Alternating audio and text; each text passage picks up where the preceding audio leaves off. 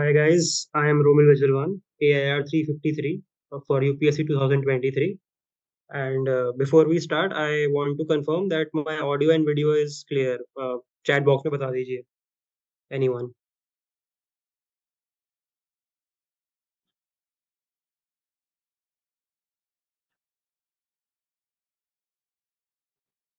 Okay, Tanuj. So here I have scored 279 in my anthropology, and that was my first attempt. So anthropology has played a huge role in helping me get here. And I would like to start with my journey so that you understand how important an optional is in this exam and how good of an optional is anthropology to have. So my preparation began in 2021, and I was in college back then. So I did the basic books kiye maine, except few two three subjects. I had done the basic books once. Then I joined Anupam sir in 2022 August. So I was already late according to like people enter mostly in March or April. So I was already late uh, for joining into this, and till then I had done nothing in my optional. So I was already late because of my college and some other issues. And what happened because of that is I have prepared for prelims and I cleared prelims, but I was very underprepared for the mains. And since I was underprepared in both GS and Anthro, I decided that I did an analysis, short analysis, and I decided that Anthro had greater ROI, return on investment. So I decided to focus on Anthro during those 3 months between prelims and mains. And I used to do that ki I would start with Anthro, and whatever my target for the day was, I would ensure that that is completed. Like many people say na ki 6 hours you give to Anthro, 6 to give to GS. मैंने वैसा कभी नहीं किया. Since I was weak in Anthro and GS, so I decided कि I will give my starting time to Anthro, and जितना भी वो extend होगा, it's 6 hours, 8 hours, 10 hours. The remaining time में I will try to finish my GS का part. So I prioritized Anthro over GS during my preparation. After that, what happened? I got hit by dengue, and I was admitted in a hospital. And I think 3 days before mains, I was released from the hospital. So my GS was already weak, and because of my health conditions, because after dengue you get a bit fuzzy in the head, or I couldn't revise also for the last 10 days. So I was like very poor in GS. So GS 1 to 3, mein my aim was just to complete the paper. GS 4 somehow went all right, but GS 1 to 3 went horribly. Matlab, I was just cooking up stories in the exam. So I knew कि my attempt, whether I will give interview or not, will solely depend on Anthro, and that is what actually happened. I have scored, I think, near about 308, 300. I would say 370, near 370. I have scored in GS, which is a not a good score at all to get a selection. And what has helped me sail through was Anthro, because I got 279 in Anthro, 153 I got in your Anthro paper one, and 126 I got in Anthro paper two, and also interview. But mainly to clear mains, my main plank was Anthro. Otherwise, in all the other subjects, I was lacking hugely. So this shows how important Anthro is and how good of a subject it is. Because if you have philosophy or any such other option, physics ho gaya, even medical science, so there is not this much possibility of getting high scores. I got 279, but another person could have got 320, even 330 is possible in Anthro. So this is the power of this subject, and you have to always realize this whenever you study, whenever you decide to give time to GS over Anthro in your preparation, in whatever phase you are. Always keep this in mind, that what is the ROI on this. The opportunity cost of not preparing Anthro is huge compared to other GS subjects. I would say other than ethics, no subject has the same returns as Anthro has. And so all and whenever this journey is a long journey, and those 3 months, अगर किसी ने mains पहले लिखा होगा तो they know.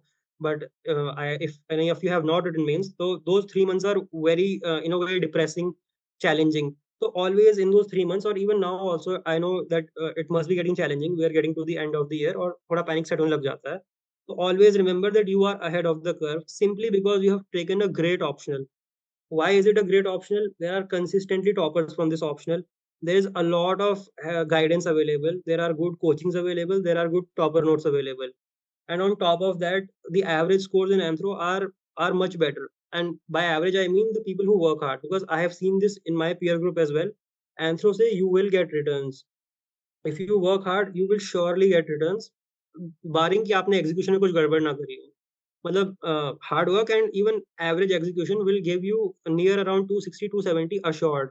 This I have seen till now. So this is the trend, and we can only speak on the trend. So trend ke according, this is a great optional. You are always ahead of the game because you have taken an optional which will give you returns. In PSIR, you don't know whether you will get returns or not. In socio also, to an extent, you don't know you will get returns or not. But in anthro, matlab lagbhag it is sure that if you work hard, if you have good content, if you have a good grasp over certain parts of the paper, then most probably in paper one, to the way the paper one is coming right now, you will definitely score well. Paper two is a bit on the application side, so there can be changes, but paper one you can guarantee that you will score about above 140 by just simply working hard and having good execution on the day.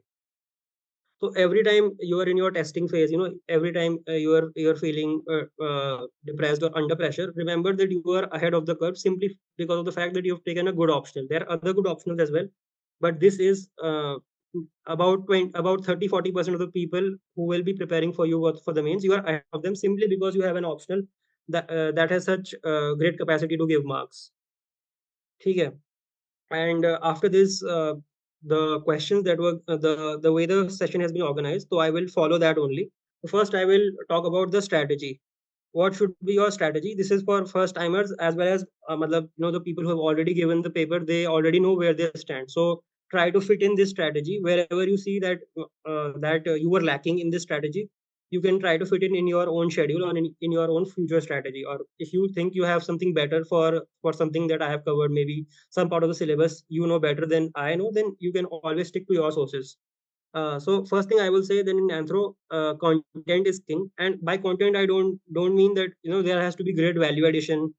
That is a part and parcel of it. But the first thing is that you have to complete the syllabus. And I'm saying this, people think कि भाई syllabus complete करना है, मतलब ये कौन सी बड़ी बात है. But I remember in 2021 or in 2022, I don't remember which year, but participative rural appraiser PRA came, and I can tell you by assurance that 50% of the people did not even know what it was. They wrote some mumbo jumbo inside it, despite it being clearly mentioned in the syllabus. किसी को पता था क्योंकि वो कभी PYQs में आया नहीं. अक्षय जैन सर ने अपनी बुक में लिखा नहीं. And I'm telling you this ki your syllabus has to be completed by you. मतलब your own notes should be there. अगर notes possible नहीं है, topper notes उठाओ, but they should be your own notes. You should make them your own. You should do value addition from n number of sources, or you should try to understand what the concept is behind them. Simply, there was a time in anthro in 2018 or 2016 when कि जो वैद sir के notes हैं वो रटे and you produce them in the exam and you will get marks. That phase is long gone. There is such high competition in anthro and in socio and in PSIR. More than 1,000 people write every year, and you have to stand out somehow. I'm telling you, if you want to do average, we want to get an average score, just simply completing the syllabus. And by average, I mean anthro's average is 240, 250, which is not a bad score at all. If you are sorted with your ethics section, you're good at essays, and you are good at one of the three GS papers, I think that provides you a great chance to get a good rank. Not even clearing the exam, it gives you a great chance to get a good rank. So this is what I would say about anthro. And I would also say कि जब आप prepare कर रहे हो full syllabus, then don't have any favorites. Like this was a trend in 2020 2021. There was this kind of understanding कि RKO करोगे तो RKO is more scoring, socio-cultural is not that scoring. ऐसा बिल्कुल भी नहीं है. You have to do all of them equally. And the fact is that अब questions भी ऐसे आते हैं, 3 क्वेश्चन होंगे, एक आरकेओ का होगा, एक सोशो कल्चर का होगा, and one might be of biological anthropology. So there needs to be parity between them. But I would say कि हाँ कुछ topics में you have to put in extra effort. I think you should note these down. Especially first is archaeology. Archaeology में मतलब why do you need extra effort? Because it is very इसमें बहुत ज़्यादा mugging required है.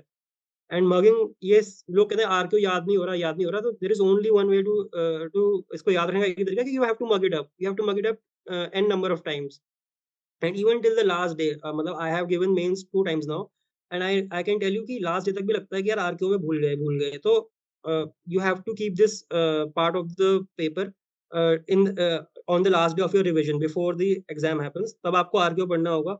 You have to make really short crisp notes, and I would also say कि जो maps वगैरह होते हैं आरक्यू के, you draw those maps in a short tabular format. और पेपर में लिखने जाने से पहले आप उसको याद करो कि कौन सी साइड कहाँ पे थी, कौन सी साइड मुझे लिखे, कौन सी साइड कौन सी site is neolithic, chalcolithic, whatever, right? And इसमें try to find patterns in archaeo. लोग कहते हैं याद नहीं होता, तो याद नहीं होने का कारण ये क्या, you are not finding patterns. Like you will see there's a lot of activity happening on the western side of India. There is constant change. Bhimbetka is somewhat of a mystery. वहाँ पे कभी Mousterian culture आ जाता है, कभी कभी वहाँ पे Mesolithic age चल रही होती है जब India is in Chalcolithic age. However, on the eastern side, you will see that it is always underdeveloped because of the topography of the region. It is highly forested area. It was highly forested back at that time. So it is always backwards. So you should try to find some patterns. कहीं पे आपको देखो कि डिडवाना में you will not find I think cleavers, कहीं पे chopper chopping tools will dominate. वो आप ये देखो कि why cleavers dominate somewhere and why chopper chopping, तो आप may be the theory you create is not the correct theory, but याद रखने के लिए आप कोई थ्योरी क्रिएट करो अपने दिमाग में कि ऐसा ऐसा ऐसा हो रहा है, that is why this happen. तो इसलिए आपको इस वजह से आपको archaeo will be better understood by you. Secondly, I would say biological part of anthropology, straight from genetics to evolution, this has to be on your tippy toes because इसमें क्या है, एक तो ये ब्लैक एंड व्हाइट है। Bio में it's all about concepts. If your concept is correct, you get the marks. If your concept is wrong, you don't get the marks. कोई value addition वगैरह कुछ नहीं चाहिए बायो में, सिर्फ सिंपल कॉन्सेप्ट चाहिए। मैंने अपने दोनों पेपर में सिंपल कॉन्सेप्ट लिखे हैं। पेपर 1 में बायो में मैंने सिंपल कॉन्सेप्ट लिखे हैं, and 153 is a good score considering that the person who was sitting right in front of me got 161.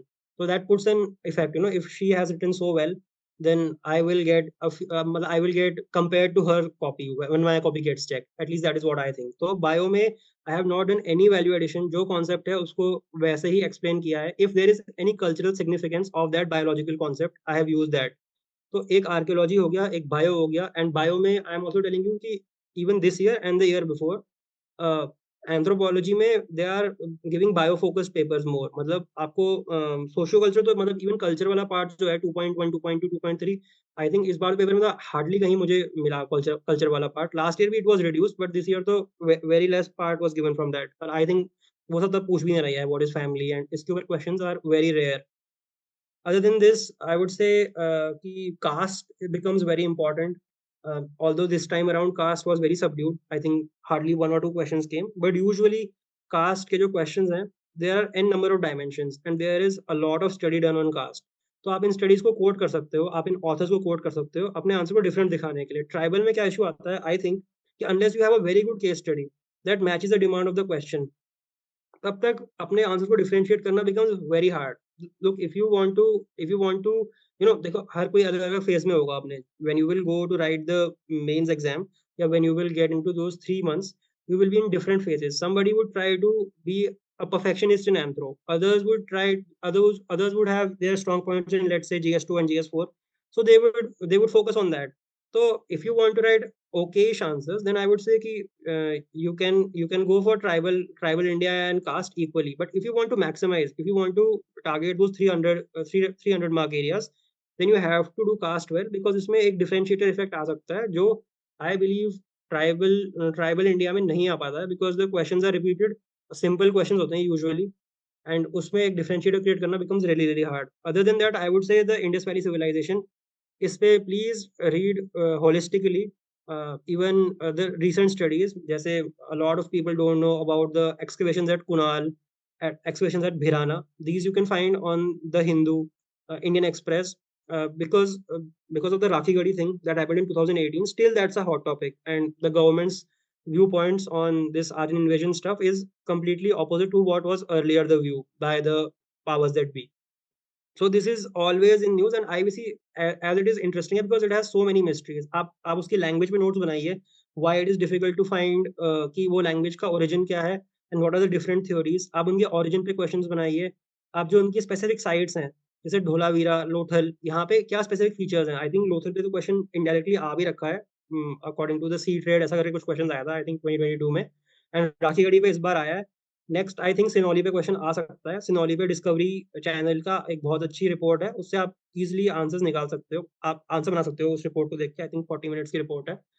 तो इन चीज़ों पे आप ध्यान रखिए। आईबीसी पे जितने आपको एस्पेक्ट्स लगें जो यू थिंक आर इम्पॉर्टेंट, जैसे ओसीपी का क्या रेलिवेंस है आईबीसी में, कैसे वो रिलेटेड है, इसके ऊपर जो भी आपको मिले, ओआईटी थ्योरी क्या है, आउट ऑफ इंडिया थ्योरी क्या है, इन सब पे इन सब पे थोड़ा-थोड़ा रिसर्च करके रखिए। रिसर्च इन द सेंस कि वही जो न्यूज़पेपर क्लिपिंग्स हो गई या आपने किसी कोचिंग के नोट्स पढ़े हैं तो that will also help.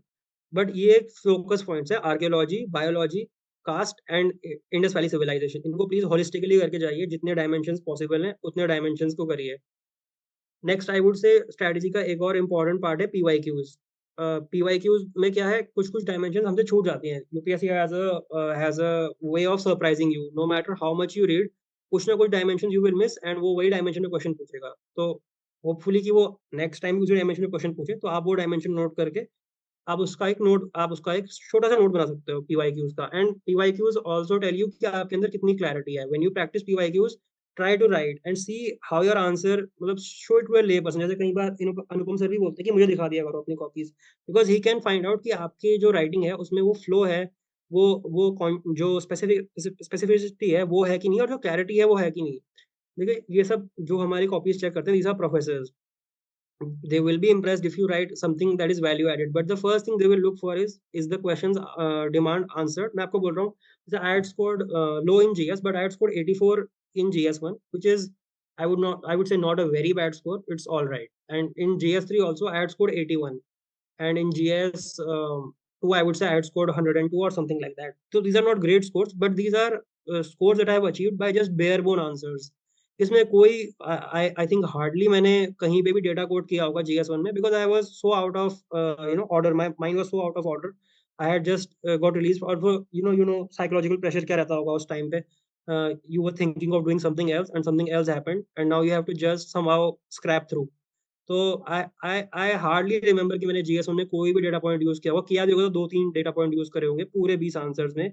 Same in GS two में I think some of the cases I could have mentioned, and जीएस3 में भी सेम। जीएस3 पेपर से people say that it's a very data focused paper. It is data focused if you want to get marks in those upper brackets. But what gives you those basic marks, what gives you कि हाँ, this person knows something and now let me give him above 5. मैं above 5 कैसे जाऊँ, पर आपको 5 तक वही ले जाएगा जो आपका आंसर का डिमांड हिट करेगा। एंड सेकेंडली जो क्लैरिटी ऑफ थॉट्स होगी, बस मैंने इसी पे ये मार्क्स स्कोर किए हैं, बाकी कोई डेटा पॉइंट, कोई वैलिडेशन मैं उस पेपर में नहीं ला पाया। उसके बावजूद मुझे मार्क्स मिले, and these were also university professors, and those will also be university professors. कई बार लोग जैसे बोलते हैं कि यार इस टॉपर की नोट्स मैंने देखी, नोट्स में तो कुछ भी नहीं है, ऐसा उसने क्या लिखा कि उसे मार्क्स मिल गए और मुझे नहीं मिल रहे। आई पर्सनली बिलीव कि यही क्लैरिटी ऑफ थॉट्स, एक फ्लो की इंट्रोडक्शन स्टार्ट हुआ with a definition, you go into what is the origins of the origin, मतलब कि जो जो कॉन्सेप्ट दिया हुआ है क्वेश्चन में, वो उसका ओरिजिन क्या है, उसका कॉन्सेप्ट जो कॉन्सेप्ट है वो कैसे क्रिएट हुआ, उसके पहले की क्या थ्योरीज़ थी, बाकी क्या थ्योरीज़ हैं, करंट कॉन्टेक्स्ट क्या है, what is the current relevance of it, and then you go into criticisms. ये एक कंप्लीट आंसर है और इसमें एक कंप्लीट फ्लो ऑफ थॉट्स है। ये एक ऑर्गेनिकली बिल्ट आंसर है। So I think this gets higher marks than writing about great case studies that will help you. But first thing is that you have to get your basics right. तो PYQs आपको help करेंगे जानने में कि how well you know your basics, because अगर आपने किसी ने टेस्ट सीरीज लिखी होगी, you will notice कि they give very complex questions. UPSC इतना complex questions पूछता नहीं है, it tests you on basics, and आपके basics clear होने चाहिए and concept should be crystal clear. And फिर लास्ट कंपोनेंट, एक सब्जेक्ट एक आपका सिलेबस फुल होना चाहिए, फुली रेड सिलेबस होना चाहिए, आपका कंटेंट रेडी होना चाहिए सिलेबस के ऊपर। Secondly are PYQs, third is value addition which comes at a very very late stage. अब I would like to ask you guys, would you like to know the sources that I use for each part of the syllabus, और मतलब have you guys already begun with your preparation, तो I will not go that much deep into it, because फिर आप लोगों को FOMO होगा कि यार हमने यहाँ से नहीं पढ़ा, वहाँ से नहीं पढ़ा। तो let me know in the chat आप लोगों के क्या व्यूज़ हैं, फिर मैं बता बोल दो कि सोर्सेज़ शेयर करना है, येस और नो लिख दो, तो then I will share my sources, otherwise I will not. I don't want to create FOMO.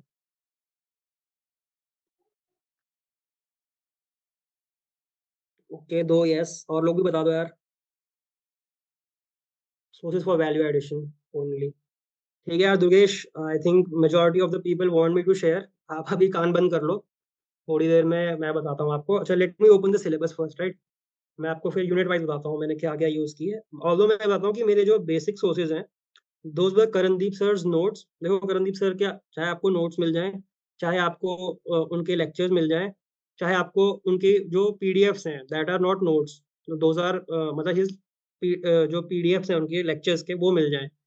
कोई भी चलेगा, hand written notes I would say are the best, because जल्दी कवर भी होता है। But if you have the time and even if you don't have the time, try to go through some portions of it. I will tell you क्या बोलते हैं कि कहाँ से कौन सा portion करना है. Secondly are these Narayan Amit sir notes. I will tell you from which portions I use them, although they are good in all aspects, but I would say कि कुछ कुछ जगह जहाँ मुझे वो सबसे ज्यादा इफेक्टिव लगे, मैं वहां के आपको बताऊंगा कि कौन कौन से पार्ट से कर सकते हैं. And third is Mandar Patki notes. These are the basic sources. और इससे पहले कोई भी बोले कि सर ये बहुत ज्यादा है, इतना नहीं हो पाएगा, I would like to remind you कि जो ROI इस सब्जेक्ट में है वो किसी और सब्जेक्ट में नहीं है. इवन GS2 में नहीं है, GS4 में मे बी GS4 में वो ROI है, बट फिर GS4 is highly unpredictable. I gave GS4 in 2023, different paper. 2024 is a completely different paper. I found GS4 to be good in, मतलब to be easy in 23, and I found it extremely hard in 24. तो GS4 का वो pattern है, आपको clarity चाहिए, वरना it is difficult, it does not depend. देखो यार Anupriya, you are saying sir Karandeep videos need to be done. It depends.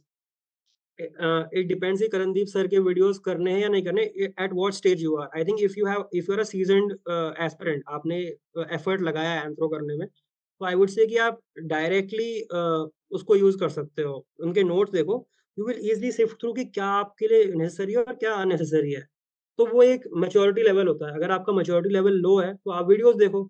If you have no idea, and मैं ये बता रहा हूँ, देखो आपको लगेगा कि सर बहुत ज्यादा बर्डन कर रहे हैं. There are about 140 video lectures in his course. ठीक है, you can access them from wherever you want, you can access them from. ठीक है, 140 लेक्चर्स आर देयर. बट मैं आपको बता रहा हूँ कि जब मेरा अटेम्प्ट था तो दिसंबर आ गया है, अभी तक I had not done a single video lecture from him. And I did all the theories portion in December, and बीच में जो वो 3 मंथ्स थे उसमें I finished all the rest parts of his lectures, मतलब ऑफ हिज क्लास नोट्स. तो it is very much possible, and even video lecture भी possible है. आप 2x में देख लो, अगर आपको कॉन्सेप्ट की क्लैरिटी है. मैं इसीलिए बोल रहा था कि मुझे फोमो क्रिएट नहीं करना, क्योंकि अब आप लोग बोले करणदीप सर के नोट्स करने ही करने, इट इज नॉट नेसेसरी. आप किसी अच्छी टेस्ट सीरीज में लगा के अपने आंसर्स को देख लो और देखो कि क्या रिटर्न आता है. If you are unsatisfied still, तो आप इस पे माइग्रेट करो. और अगर आपके पास टाइम है तो आई तो विल हाईली रिकमेंड कि आप इन्हें करो, बिकॉज यार आई स्पेसिफिकली थिंक कि अभी मार्केट में एक डिफरेंस है. जो सर के नोट्स हैं एंड जो इग्नू का मटेरियल है, एक्चुअली सर के नोट्स काफी कुछ इग्नू मटेरियल से निकाले हुए हैं. These are at upper brass then whatever else is floating in the market. Even I think जो L2A है उसके नोट्स भी काफी कुछ इग्नू से बने हुए हैं, तो those can also work. But other than that, जो बाकी कोचिंग्स और जो बाकी मटेरियल है, आई पर्सनली थिंक कि मैंने सारा मटेरियल देखा नहीं है. I have seen it in bits and pieces. तो सारा मटेरियल मैंने देखा नहीं है, but I think that material is above what others are doing. तो आप देखो, फोमो क्रिएट मत करो. अगर आपके पास टाइम है, आप करणदीप के वीडियोस कर लो. कम टाइम है, उनके क्या बोलते हैं वो कर लो. आप उनकी क्लास नोट्स पढ़ लो. और कम टाइम है, PDF पढ़ लो. और कम टाइम है, अगर ये है कि भाई नहीं दे सकते टाइम बिल्कुल भी, तो आई वुड से कि टेस्ट सीरीज ज्वाइन कर लो बस. देखो आपको बता रहा हूँ, कॉन्सेप्ट क्लैरिटी आपकी 250 मार्क्स आएंगे. जो आपकी क्लैरिटी है उसमें ना करणदीप सर हेल्प करेंगे, ना और कोई कोचिंग हेल्प करेगी. वो आपके अश्योर्ड है, अगर आपकी क्लैरिटी है और आपको आंसर लिखना आता है, एग्जीक्यूशन करना आता है, this is all value added material. तो आपको कुछ वैल्यूएशन तो टेस्ट सीरीज में मिल जाएगा. मैं ये कह रहा हूँ, अगर किसी का बेस कंप्लीट नहीं है तो वो करणदीप सर के वीडियोस को कर सकता है. बाकी लोग प्लीज फोमो मत पालिए. ठीक है, मैं बार बार इसे क्लियर कर रहा हूँ, क्योंकि मैं नहीं चाहता कि आप लोगों को फोमो हो. अभी वैसे ही लोग बहुत पैनिक करते हैं. I don't want to create more panic. तो that is all I would say on that. अब मैं अपने यूनिट्स बता रहा हूँ, मैंने कौन सी यूनिट कहाँ से करे. तो this will be a bit in depth, तो थोड़ा टाइम लगेगा. ठीक है, सर तो हैंड यार I written would say. Notes और सर हैंड हाँ रिटन बोल. नोट्स और प्रिंटेड नोट्स वेल यार देखो, टाइम के ऊपर है. हैंड रिटन नोट्स देखो थोड़ा ना, क्योंकि वो बंदा अपने सोच के बनाता है हैंड रिटन नोट्स ना, तो उसे थोड़ा डिसाइफर करने में टाइम लगता है. तो आप, I would say hand written notes को प्रेफर करो. But if you don't have the time, you don't have that energy कि भाई आप समझो कि उसने क्या लिखा है, तो I would say go for the PDFs. They are also good. And if you don't have any time, then go for the test series. That is also sufficient. जो 250 मार्क्स हैं वो आपके यहाँ से आएंगे, बाकी के जो मार्क्स हैं वो आपकी अपनी मेहनत और जो आप ये वैल्यूडेशन करोगे उससे आएंगे. तो ज़्यादा स्ट्रेस लेने की बात नहीं है. But this is, I am addressing all people. तो मैं उनको भी बोल रहा हूँ जिन्होंने बिल्कुल भी स्टार्ट नहीं किया है. ठीक है, ओके. सर देन एक आई और वुड. इशू है सर, हाँ. उनके टेस्ट क्वेश्चंस मैंने देखे हैं सर, वो क्वेश्चंस मतलब बहुत आउट ऑफ द बॉक्स लगते हैं, मतलब इररिलेवेंट फॉर यूपीएससी या लगते हैं बहुत सारे क्वेश्चंस, तो उससे क्या करना है बिल्कुल. फिर? बिल्कुल यार दुर्गेश, मुझे भी लगता है. देखो एक्चुअल में ये है ना कि सर में क्या है, सर की जो मेन USP है वो है थ्योरीज वाला पोर्शन. तो वो सर अलग से कराते हैं अपनी टेस्ट सीरीज में. Despite of what questions he asks, that does not matter, क्योंकि मतलब जो मेन पार्ट है मैंने तो इवन जो अपना फर्स्ट लिखा था अटेम्प्ट, तो सिर्फ आई थिंक 2 टेस्ट मैंने सर के यहाँ लिखे थे, बाकी I just used it for value addition. जो मुझे लगा आएगा वो मैंने पढ़ा, जो मुझे लगा यार ये तो कभी नहीं पूछने वाले, पता नहीं क्या क्या पता रखा है, दैट आई स्किप्ड। वो आपकी अपनी वैल्यू जजमेंट है। बट देखो मैंने एक बार I skipped, he had taught us glottochronology and I skipped it. मुझे लगा ये नहीं पूछने वाले, इतना कौन पूछता है, and that same question came in the paper in 2023। Another question that came in the paper was iron age का इम्पैक्ट। मुझे एग्जैक्टली क्वेश्चन याद नहीं है, थोड़ा मैं डिस्कनेक्ट इस स्पेस से अभी के लिए, but that question also came for the test series. तो यार ऐसा है कि देखो टेस्ट सीरीज ना वो अथाह सागर है, वो 20 क्वेश्चंस हर बार आएंगे एंड यू विल थिंक कि नहीं आएगा नहीं आएगा। और ये भी है कि नहीं ही आएगा, जितने सर डिफिकल्ट क्वेश्चंस पूछते हैं नहीं आएगा, बट डायरेक्ट हिट्स भी लगे हैं। और 2 तो मुझे भी याद है, I think even Margaret Mead वाली जो कंट्रोवर्सी थी वो भी सर ने हमें पढ़ाई थी। वो आपने क्या पता कहीं और से पढ़ी होगी, बट मैंने नहीं पढ़ी थी उससे पहले, मैंने वो टेस्ट सीरीज में ही पढ़ी मार्गरेट मीड की कंट्रोवर्सी। तो that too was from the test series. तो यार देखो that is your own decision. मुझे पता है बहुत ज्यादा हो जाता है वो करने के लिए, कभी कभी डिफ्लेक्टेड भी फील होता है कि ये क्या पूछ रखा है, मुझे ये नहीं आता। अगर आपको ऐसा लगता है आप बस पीवाईक्यू पे फोकस करो और सर की टेस्ट सीरीज को आप एज अ वैलिडेशन ले लो कि भाई आपने टेस्ट सीरीज के लिए एक टेस्ट सीरीज के बाद 2 ऑब्जेक्टिव है। एक ऑब्जेक्टिव है कि आप अपना पेपर टाइम पे खत्म कर सको, आप टेस्ट सीरीज के पेपर लिखो 2-3, और आपको लगे टाइम पे खत्म हो रहा है तो टेस्ट सीरीज बंद कर दो लिखनी। सेकंड काम आप करो कि जो सर वैलिडेशन देते हैं, देखो मेनली सर की एक तो थ्योरीज के वैलिडेशन बहुत अच्छा होता है। जिस क्लैरिटी सर बताते हैं उतना ना उपाध्यायन गया मैं, और ना मैंने किसी और मटेरियल में देखा। इवन नारायण अमित सर के भी मुझे लगता है he is also not that clear as sir is. And उसके अलावा आई वुड से कि कास्ट के ऊपर सर काफी अच्छी स्टडीज देते हैं, कास्ट एंड वेज स्टडीज के ऊपर। वो मैं अपना शेयर भी कर सकता हूँ, मेरे पास भी उनका रिकॉर्ड है, बट उसके लिए एक सेशन लेना पड़ेगा बिकॉज मुझे समझाना पड़ेगा कि स्टडी एक्चुअली पॉइंट आउट क्या कर रही है।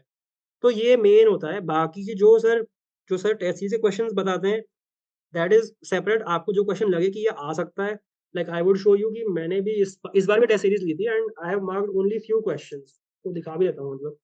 तो देखो जिस पे ये लगा हुआ ना डबल टिक लगा है, बस मैंने इसी को पढ़ा है पेपर से पहले, बाकी मैंने सब नोट्स वोट्स बनाए जरूर है, बट मैंने उनको पढ़ा नहीं, मुझे लगा ये नहीं आने वाला। ठीक है। Okay Shruti, I will try यार। अभी मैं थोड़ा ना I have to go for training in Shimla, जब मैं थोड़ा सेटल हो जाऊंगा 1-2 वीक्स में, I will talk to sir and I will hold a session for it. Durgesh, is So it how clear? so how is L2A Yes, for sir. Yes, sir. I got it, sir. I might use that as a value addition rather than focusing on ठीक है granting ठीक है ठीक answers. है। कोई और भी बोल रहा था so how is L2A for like test series or यार देखो देखो मेरा एक्सपीरियंस बहुत कम है, मेरा एक ही अटेम्प्ट था है ना, एंड सेकंड में मुझे टाइम नहीं मिला। बट आई वुड से यार L2 में व्हाट आई हैव हर्ड, देखो टॉपर्स वहां से भी आए हैं, तो I will give you only my own subjective experience. The questions are a bit simple and पर लेकिन जो वैल्यूएशन मिलता है दैट इज ग्रेट। तो you can stick to L2A as well, but I would say कि at the time of जब जब prelims और मेंस के बीच में आएगा, तो आप किसी अपने दोस्त से मटेरियल ले सकते हो, करणदीप सर का। जो वो है टेस्ट सीरीज वाला मटेरियल है, नॉट एनी अदर मटेरियल। उस समय बस उतना ही करना है, आप टेस्ट सीरीज कर लो उतना ही बहुत है।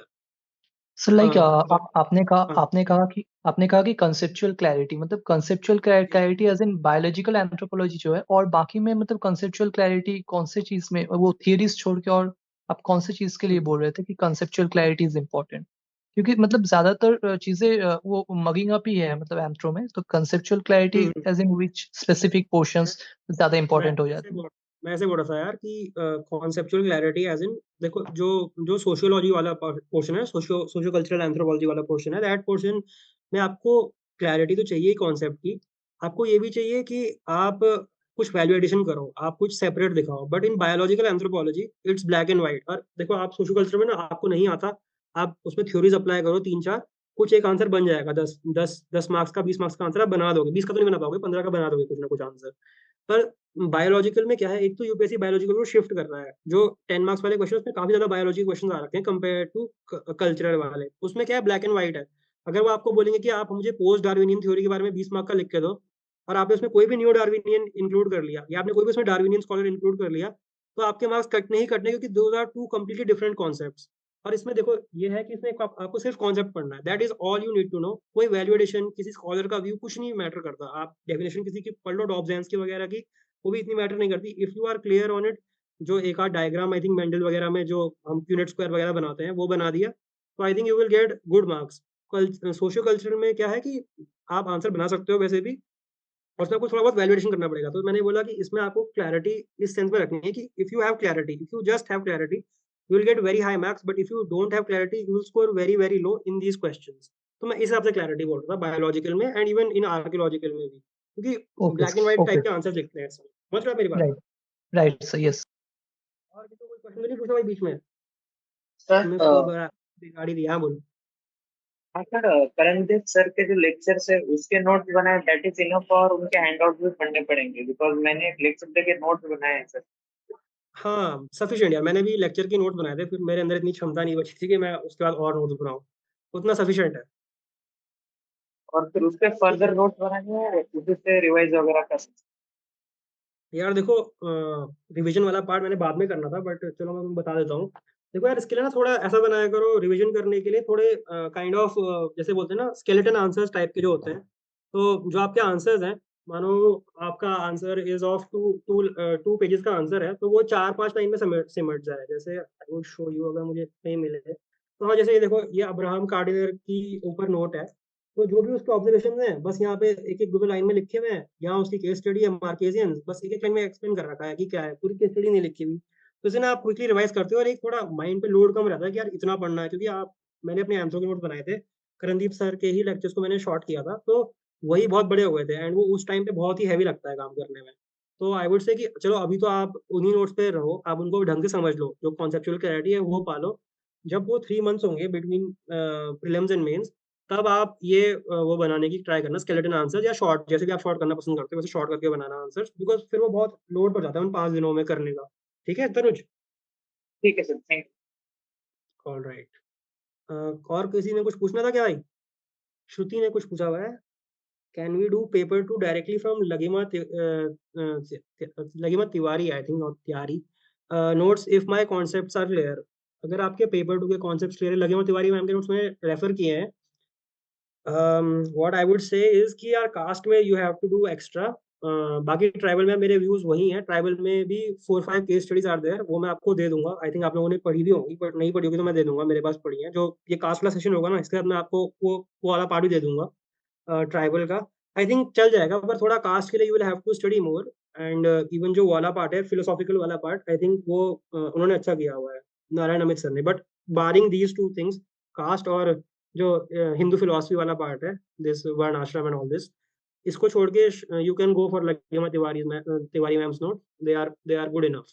बट वही है कि देखो मैम के भी notes, if you will read them you will say कि यार कुछ खास तो लिखा नहीं है मैम ने, मैम को कैसे मार्क्स मिले। तो आप मैम की जो ऑर्गेनाइजेशन देखना, उनके नोट्स की ऑर्गेनाइजेशन देखना, उनकी उनकी क्लैरिटी ऑफ थॉट्स देखना, उससे ही उनको मार्क्स मिले हैं। तो you can go for them, थोड़ा कास्ट के लिए देख लेना एक्स्ट्रा बस। ठीक है, कंटिन्यू करूँ मैं सोर्सेज को लेकर? सोर्स तो अभी बताया नहीं ना। ठीक है यार, मैं स्टार्ट कर रहा हूँ। किसी और कुछ तो और नहीं पूछना दोस्तों? नहीं, ठीक है। ठीक है यार, तो ये फर्स्ट टाइमर्स के लिए यूजुअली, और बाकी लोग इस सीक्वेंस को देखना कि इस सीक्वेंस में पढ़ने की कोशिश करना। आई think you will make greater interlinkages. तो आई वुड से कि start with anthropological theories, Karandeep sir भी इसी से स्टार्ट करते हैं। And it will help you, this is the base of the subject. यही सब्जेक्ट का जो बिल्डिंग ब्लॉक जिसे कहते हैं, जैसे आप सेल पढ़ोगे, आप कंप्यूटर इंजीनियर होगे तो आप बाइनरी सिस्टम पढ़ोगे, this is the building block of the whole subject. तो आप पहले थ्योरीज पढ़ो। आई नो कि अगर कोई पहली बार पढ़ रहा है तो they will find theories to be उट पटांग, बट कुछ नहीं कर सकते। उस जमाने के थिंकर्स है, तो उनकी उनकी जो स्टार्टिंग के खास कर 2-3 थिंकर्स हैं, they are very weird, but you have to remember them and you have to understand them, जो उनकी लिंकेजेस हैं आपस में। Why did classical evolutionist think in a certain way. इसमें जो एनलाइटनमेंट का फैक्टर है, जो कॉलोनियल हिस्ट्री है, उसके उसके थ्रू अंडरस्टैंड करना, क्योंकि वो कॉन्टेक्स्ट भी पूछ रहा है। आई थिंक 22 में उसने पूछा है कि क्या कॉन्टेक्स्ट था जब ethnocentrism was superseded by cultural relativism. तो उसमें आपको ये सब भी समझाना पड़ेगा कि उसमें एनलाइटनमेंट का क्या सीन था, क्या क्या कॉलोनियल अंडरस्टैंडिंग थी वर्ल्ड की। एंड ये आप जब समझोगे तो आपको ये उसमें भी हेल्प करेगा पेपर 2 में। तो इनको कॉन्टेक्स्ट के साथ समझना, जैसे इवन मार्गरेट मीड वाला है, the controversy it is not part of theories, वो कॉन्टेक्स्ट है कि क्या क्या हुआ, मार्गरेट मीड के साथ क्या हुआ, आई थिंक डेविड फ्रीमैन था नाम, या क्या नाम था, एंड फिर पॉल शैंकमैन, इन तीनों ने जो भी काम किया, ये इसका कॉन्टेक्स्ट है। तो अगर आपको नोट्स में मिल रहा है तो well and good. And I think Karandeep sir के नोट्स में तो ये है। उसके अलावा मैं ये कहूँगा कि इसमें प्लीज हैव एब्सोल्यूट क्लैरिटी। अगर लगे भी इलॉजिकल है, जैसे बहुत लोगों को लेवी स्ट्रॉस समझ नहीं आता, मुझे भी एग्जैक्टली ढंग से समझ नहीं आया लेवी स्ट्रॉस क्या बोलना चाहता था, but as much as you can understand, try to understand, because यहीं से इंटरलिंकेज निकलेंगे। ये मैक्सिमम इंटरलिंकेज का है, तो इसमें आई वुड से ब्लाइंडली फॉलो करणदीप सर के नोट्स या लेक्चर, यार ये हैंग हो गई मेरी स्क्रीन, 2 मिनट। ठीक है, तो unit 6 is done, right. Unit 5 करना, उसके बाद रिलीजन में भी क्योंकि थ्योरेटिकल एस्पेक्ट्स हैं, थोड़ा पोस्ट मॉडर्निज्म वगैरह के जो फैक्टर्स हैं इसमें, जो पोस्ट मॉडर्न इंटरप्रिटेशंस हैं, उन पे ध्यान देना। You will find it in any good topper notes और लेक्चर्स में मिल जाएंगे। आई वुड से इसमें भी आप करणदीप सर को फॉलो करो।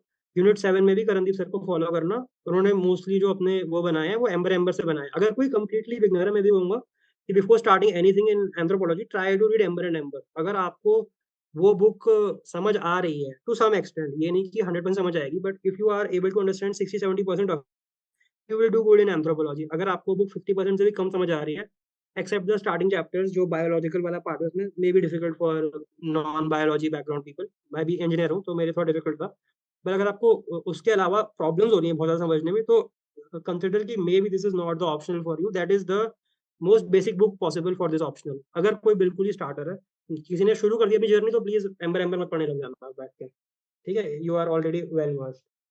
तो ये जो 3 यूनिट्स हो गई, 5 6 7, 6 से स्टार्ट करना, 6 5 7 पे जाना। तो ये you can do completely from Karandeep sir, right.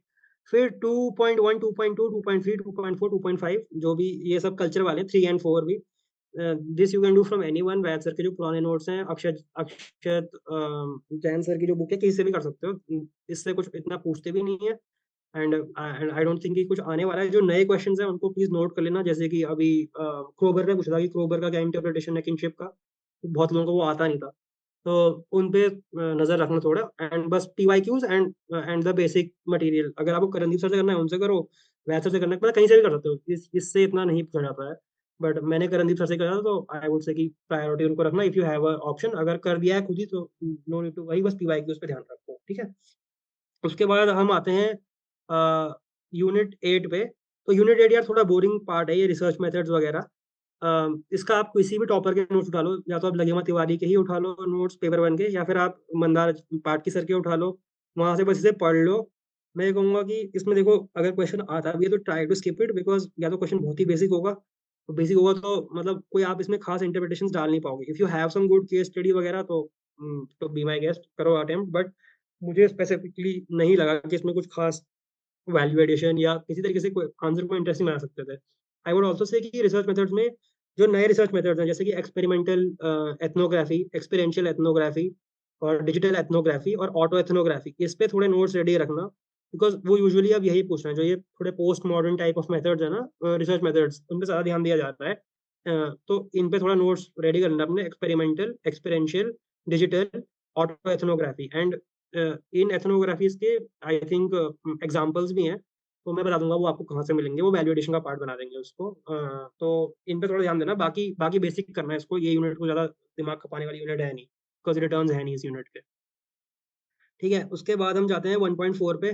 तो यार इसमें भी you can follow either Karandeep sir और Vaid sir, both are all right. यहाँ पे ध्यान देना, बहुत सारे लोग pre Darwinian, Darwinian and post Darwinian में कंफ्यूज रहते हैं। एक न्यू डार्विनियन थॉट भी होता है इसमें। ये सारे के सारे चारों अलग अलग हैं। लोग, कई लोग ये सोचते हैं कि new Darwinian is post Darwinian, वो जिस दिन क्वेश्चन आएगा पूरा 20 मार्क का गलत जाएगा आपका। तो पोस्ट डार्विनियन पढ़ लेना।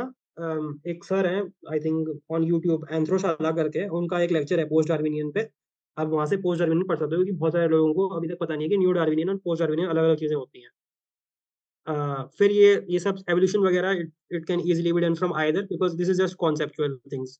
इसमें ज़्यादा आपको उसकी ज़रूरत नहीं है, मतलब कोई स्पेसिफिक टीचर से पढ़ने की ऐसी कोई जरूरत नहीं है। आपको जो भी कंफर्टेबल लगे, जो भी आपने अभी तक किया है उससे करिए। प्राइमेट्स में भी I would say the same thing.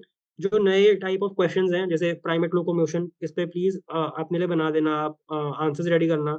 Social behaviour पे करणदीप सर के नोट्स में है सोशल बिहेवियर, वहां से उठा लेना। आई थिंक उनकी टेस्ट सीरीज में पूछा हुआ है, तो जो टेस्ट सीरीज आपको PDF वगैरह अगर अवेलेबल है तो उसमें देख सकते हो आप। तो ये काफी इंपॉर्टेंट है इसमें। इसमें वो याद कर लेना जो डेफिनेशन है, मैं डेफिनेशन बोल रहा हूँ किस बंदे ने दी थी, काफी लंबी डेफिनेशन है एक, वो definition of primates. I think पता होगा आप लोगों को होपफुली। और क्लार्क का काम है इसमें। क्लार्क ने 9 साइंस दिए हैं ऑफ एवोल्यूशन ऑफ प्राइमेट्स, इन पे ध्यान रखना, इनसे आपके मैक्सिमम क्वेश्चन हो जाएंगे प्राइमेट्स के। उसके बाद 1.5 भी मैंने कहा कि आप कहीं से भी कर सकते हो, बिकॉज इट्स ऑल कॉन्सेप्चुअल। 1.6 में आई वुड से कि इसमें उनके नोट बहुत अच्छे हैं, करणदीप सर कह रहा हूँ मैं, सॉरी, नारायण अमित सर के नोट्स काफी अच्छे हैं, और जिन्होंने ऑर्गेनाइजेशन फॉलो किया है वही वैद सर का पुराना ऑर्गेनाइजेशन है, उसी को फॉलो करते रहिए। आई think you will do all right. I think crow Magnon और ग्रिमाल्डी में थोड़े उनके नोट्स अच्छे नहीं है, चांसलेट में भी notes I don't think are that good. तो इसमें आप क्या कर सकते हो, एक मैम है JKPSC, उन्होंने क्वालिफाई किया था, आई थिंक उन्होंने पढ़ा रखा है यूट्यूब पे, उन्होंने अच्छे लेक्चर्स बना रखे हैं इसके ऊपर, चांसेल डी ग्रिमाल्डी के ऊपर। मैं शायद नाम भी सर्च करके देख लेता हूँ अगर मिलेगा तो मुझे, 2 मिनट देना मुझे। चांसलर मैन,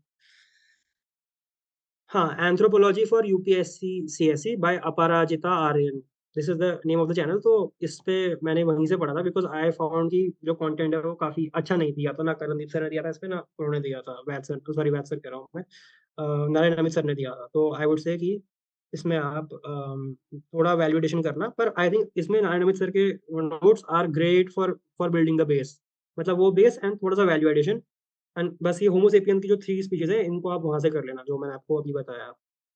फिर biological basis of life, your choice, करना है करो, नहीं करना मत करो, यूजुअली तो आता कुछ है नहीं इससे, बट योर चॉइस, मतलब don't leave anything for chance, अगर टाइम है तो कर लो, नहीं है तो छोड़ भी सकते हो।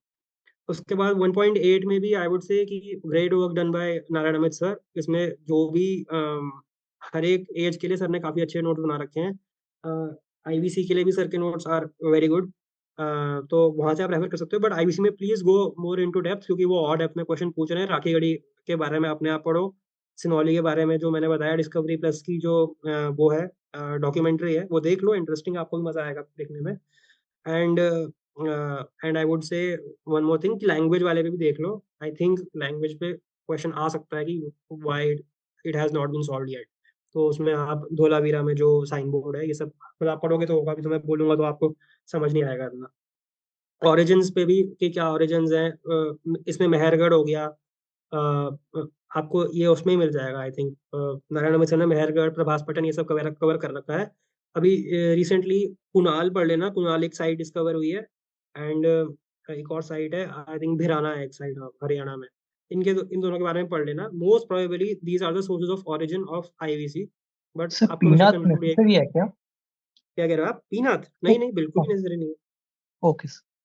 मैंने पीनाथ बोला क्या? नहीं बोला ना, अगर कहीं नहीं सर आया वो, कि नहीं हाँ सर, नहीं हाँ, सर। नहीं, पीनाथ इज मतलब it is a very dated book, बहुत पुरानी हो चुकी है वो, आई जी don't sir ji. Think it is required anymore. आप ओके। हाँ ठीक है, आगे बढ़ते हैं, ऑलराइट।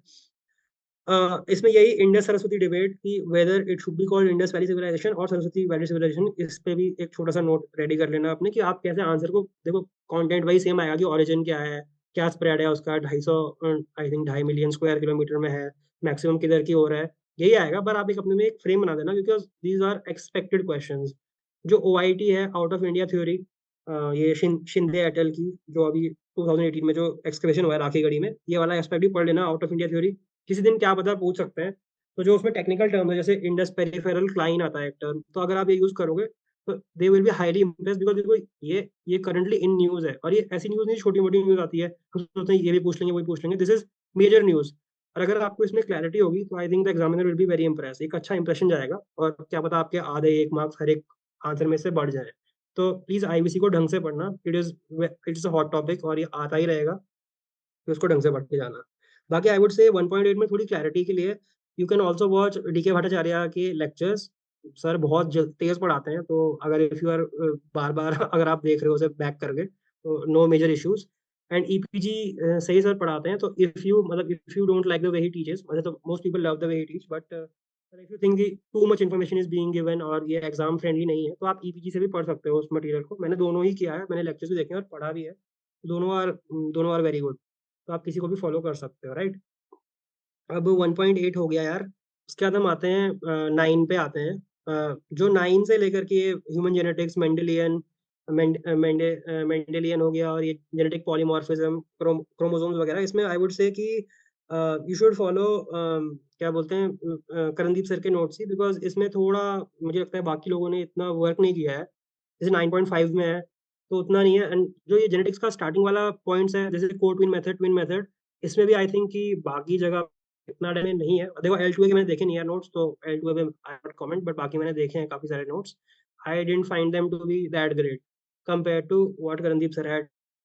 और फिर आप इससे बनाने की कोशिश करिए, क्योंकि ये डायरेक्टली आएगा, twin study method will come direct, foster child will come out win, इसमें फिर आगे क्वेश्चन आना इज वेरी वेरी डिफिकल्ट, तो इनको पढ़ के जाना।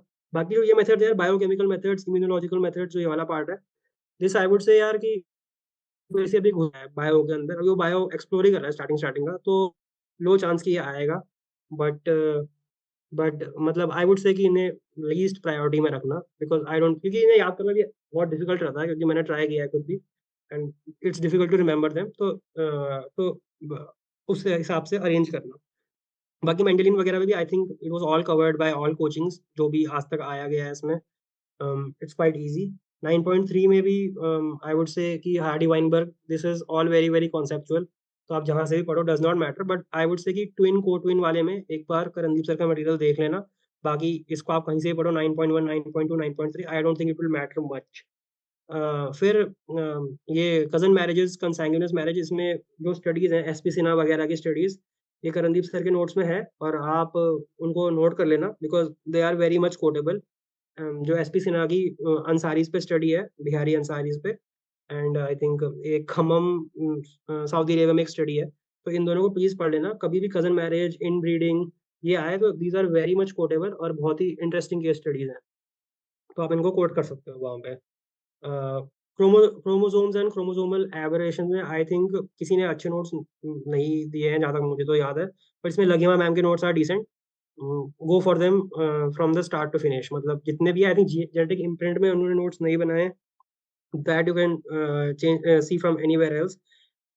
मुझे याद भी नहीं आ रहा क्या डिजीज थी इम्प्रिंट वाली, आई फॉरगॉटन देम, बट ये सारे के सारे आई थिंक लगे हमने काफी अच्छे नोट्स बना रखे हैं। इसको थोड़ा याद करना डिफिकल्ट होता है, तो आई वुड से कि इन्हें थोड़ा टेबुलर फॉर्मेट में बना के आप याद कर सकते हो।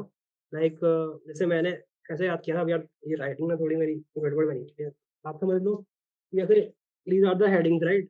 So this is, I think, name of the disease. This is the introduction. Introduction is usually the same, वही trisomy, bisomy जो words use करते हैं।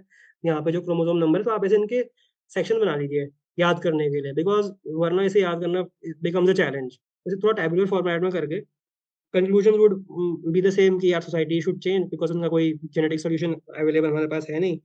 बाकी other of the rest of all the features remain as it is, तो बहुत ही simple है। और देखो इसमें कुछ कुछ फीचर्स तो सबके ही सेम होते हैं, जैसे हार्ट डिजीज का चांस हाई होगा किसी भी ऐसी डिजीज में, किसी में भी क्या बोलते हैं फेस, अगर आपको याद नहीं आ रहा कि स्पेसिफिकली क्या प्रॉब्लम है, तो फेस डिफॉर्म लिख दो आप, क्योंकि फेस में कुछ ना कुछ डिफॉर्मिटी होने के चांसेस बहुत हाई हैं। I think mentally not completely developed, ये सब बहुत ही कॉमन फैक्टर्स हैं, ऐसे आप याद रख सकते हो, बिकॉज मुझे पता है ये वाला याद करना बिकम द चैलेंज, याद नहीं रह पाता कि एग्जैक्टली क्या है। तो आप ये जो बेसिक बेसिक लिखोगे दैट विल बी सफिशिएंट। कुछ ना कुछ हार्ट का प्रॉब्लम होगा, कुछ ना कुछ ऑर्गन का प्रॉब्लम होगा, एंड अगर आपको थोड़ा वीडियो वगैरह से याद आता है तो आप वीडियो देख सकते हो, इनकी वीडियोस इजीली अवेलेबल है, आप उन बच्चों को देख सकते हो, तो उससे थोड़ा याद रहता है। बाकी रेस एंड रेसिज्म में आई वुड से करणदीप सर के अनमैच्ड है इसमें, जो जो उन्होंने बता रखा है, जो उन्होंने स्कॉलर्स यूज किए हैं। आई डोंट थिंक कि मैंने किसी और में ये स्कॉलर्स पाए थे, तो आप उसमें इनको फॉलो कर सकते हो। अब ये 1 पॉइंट जो 9.6 है, क्या बोलते हैं ब्लड ग्रुप वगैरह वाला, इसमें आई वुड से कि थोड़ा ट्रेड विद कॉशन, मतलब कभी पूछा है नहीं इतना। आई थिंक HLA एक बार पूछा था जहाँ तक मुझे याद है। बाकी RH and ABO should be done well, HLA भी आप कर सकते हो, बट उसके आगे करना आई डोंट थिंक कि ज़्यादा इम्पोर्टेंट है। ये इसमें लगिमा मैम के नोट्स अवेलेबल हैं, याद हो सके तो यार कर लो, मुझे तो कभी याद हो नहीं पाएगा नोट्स। ट्रांसपेरेंट में क्या डिस्ट्रीब्यूशन है, GM का क्या डिस्ट्रीब्यूशन है वर्ल्ड वाइड, इंडिया में क्या डिस्ट्रीब्यूशन है, वो याद करना वॉज डिफिकल्ट फॉर मी, तो मैंने तो स्किप कर दिया था। एक बार पढ़ा, थोड़ा बहुत लिखने के लायक हो जाए, बट ऐसे टू द हार्ट याद नहीं करना, बस ABO RH क्लियर होना चाहिए। HLA भी मतलब जस्ट चांस के लिए आप पढ़ सकते हो, बट नॉट नेसेसरी। फिर आई वुड से 9.7 में भी 9.7 में भी आई थिंक जो वैसे के पुराने नोट्स हैं दे आर आल्सो ग्रेट, और करणदीप सर के भी नोट्स अच्छे हैं। याद रखना कि ये जो ये यूनिट है, ये दिस इज अबाउट बायोकल्चरल, तो never forget the cultural aspect and never forget the biological aspect, दोनों आने चाहिए इसमें। चलो मैं स्टडीज आपको क्या बताऊंगा, अभी आपको याद नहीं हो पाएंगी, बट इसमें कुछ स्टडीज है सिंथिया बील वगैरह की, उनको प्लीज कोट करना। आई थिंक मे बी हिल वाले, हिल के लिए जो अडेप्टेशन होता है उसमें हाइपोक्सिया को मेंटेन करने के लिए सिंथिया बील की स्टडीज हैं, तो उनको आप देख सकते हो। मैं आपको बताऊंगा कहाँ से आपको स्टडीज मिल सकती हैं। तो अगला है एपिडेमियोलॉजिकल एंथ्रोपोलॉजी। आई थिंक इसमें भी करणदीप सर के notes are good, but I would say कि उन्होंने ओवरकिल कर रखा है, इतना नहीं पढ़ना है एपिडेमियोलॉजिकल एंथ्रोपोलॉजी को, थोड़ा इन लिमिटेड अमाउंट्स आप उसे कंज्यूम करो। मतलब उन्होंने 5 एग्जाम्पल दे रखे हैं एक ही चीज़ के, तो I would say that is overkill. बस एक आध एग्जाम्पल याद करो, ऐसे ही मैं आपको हर चीज़ कहूँगा, कोई भी चीज़ कर रहे हो if you have 1 or 2 good case studies, that is it, shut the chapter. ये नहीं कि नए केस स्टडीज ढूंढूंगा, जो आपको रेलेवेंट लगे, जो फेमस केस स्टडीज हो, बस वही कोट करें, क्योंकि वो ऑथर, वो चेक करने वाले को भी पता होगा। आप कोई नई केस स्टडी ले आओगे जो आज ही कल में हुई, एंड वो इतनी कंप्लीटली रेलेवेंट ना हो, और आपने सोचा कि मैं करंट को डालूंगा, इसमें तो हो जाएगा, तो I think that is not great. सबसे इंपॉर्टेंट है कि आप क्वेश्चन की डिमांड को हिट कर रहे हो, और वो एक दो केस स्टडी में हिट हो जाती है डिमांड। तो बाकी ये नहीं कि आप केस स्टडी इकट्ठी करने में लगे हुए हो, नई केस स्टडी आज तो मैं इकट्ठा करूँ, अगर कुछ बहुत ही मेजर हुआ है तो वो करो, वरना आई डोंट थिंक कि इतना कुछ मेजर हुआ भी है पिछले 2-3 साल में कि आप उसे नोट करो as a case study in any of these topics. फिर ह्यूमन ग्रोथ एंड डेवलपमेंट में भी आई वुड से कि any of the notes are good. Karamdeep sir के नोट्स भी गुड है, and specially in this sense, ये senescence and ageing में I think यार देखिए, एक तो वैद सर के जो नए वाले नोट्स हैं, that I am not aware of. उन्होंने नए नोट्स निकाले हैं जिसमें कंटेंट हैज बीन फ्लिप्ड, तो वो content I am not aware of. पुराने में आई वुड से कि सेनिसेंस वाला वाज नॉट कवर्ड वेल, तो इसमें आप करमदीप सर के नोट्स रेफर कर सकते हो। Biological chronological longevity is all right. Somatotypes में भी सबने सही पढ़ा रखा है, जहाँ से आपने पढ़ा, that is great. Methodologies for growth study भी ये सिंपल टॉपिक्स हैं, इसमें there is no need to do any value addition या अपनी और से कुछ एक्स्ट्रा करने का या कहीं और से पढ़ने की कोई जरूरत नहीं है।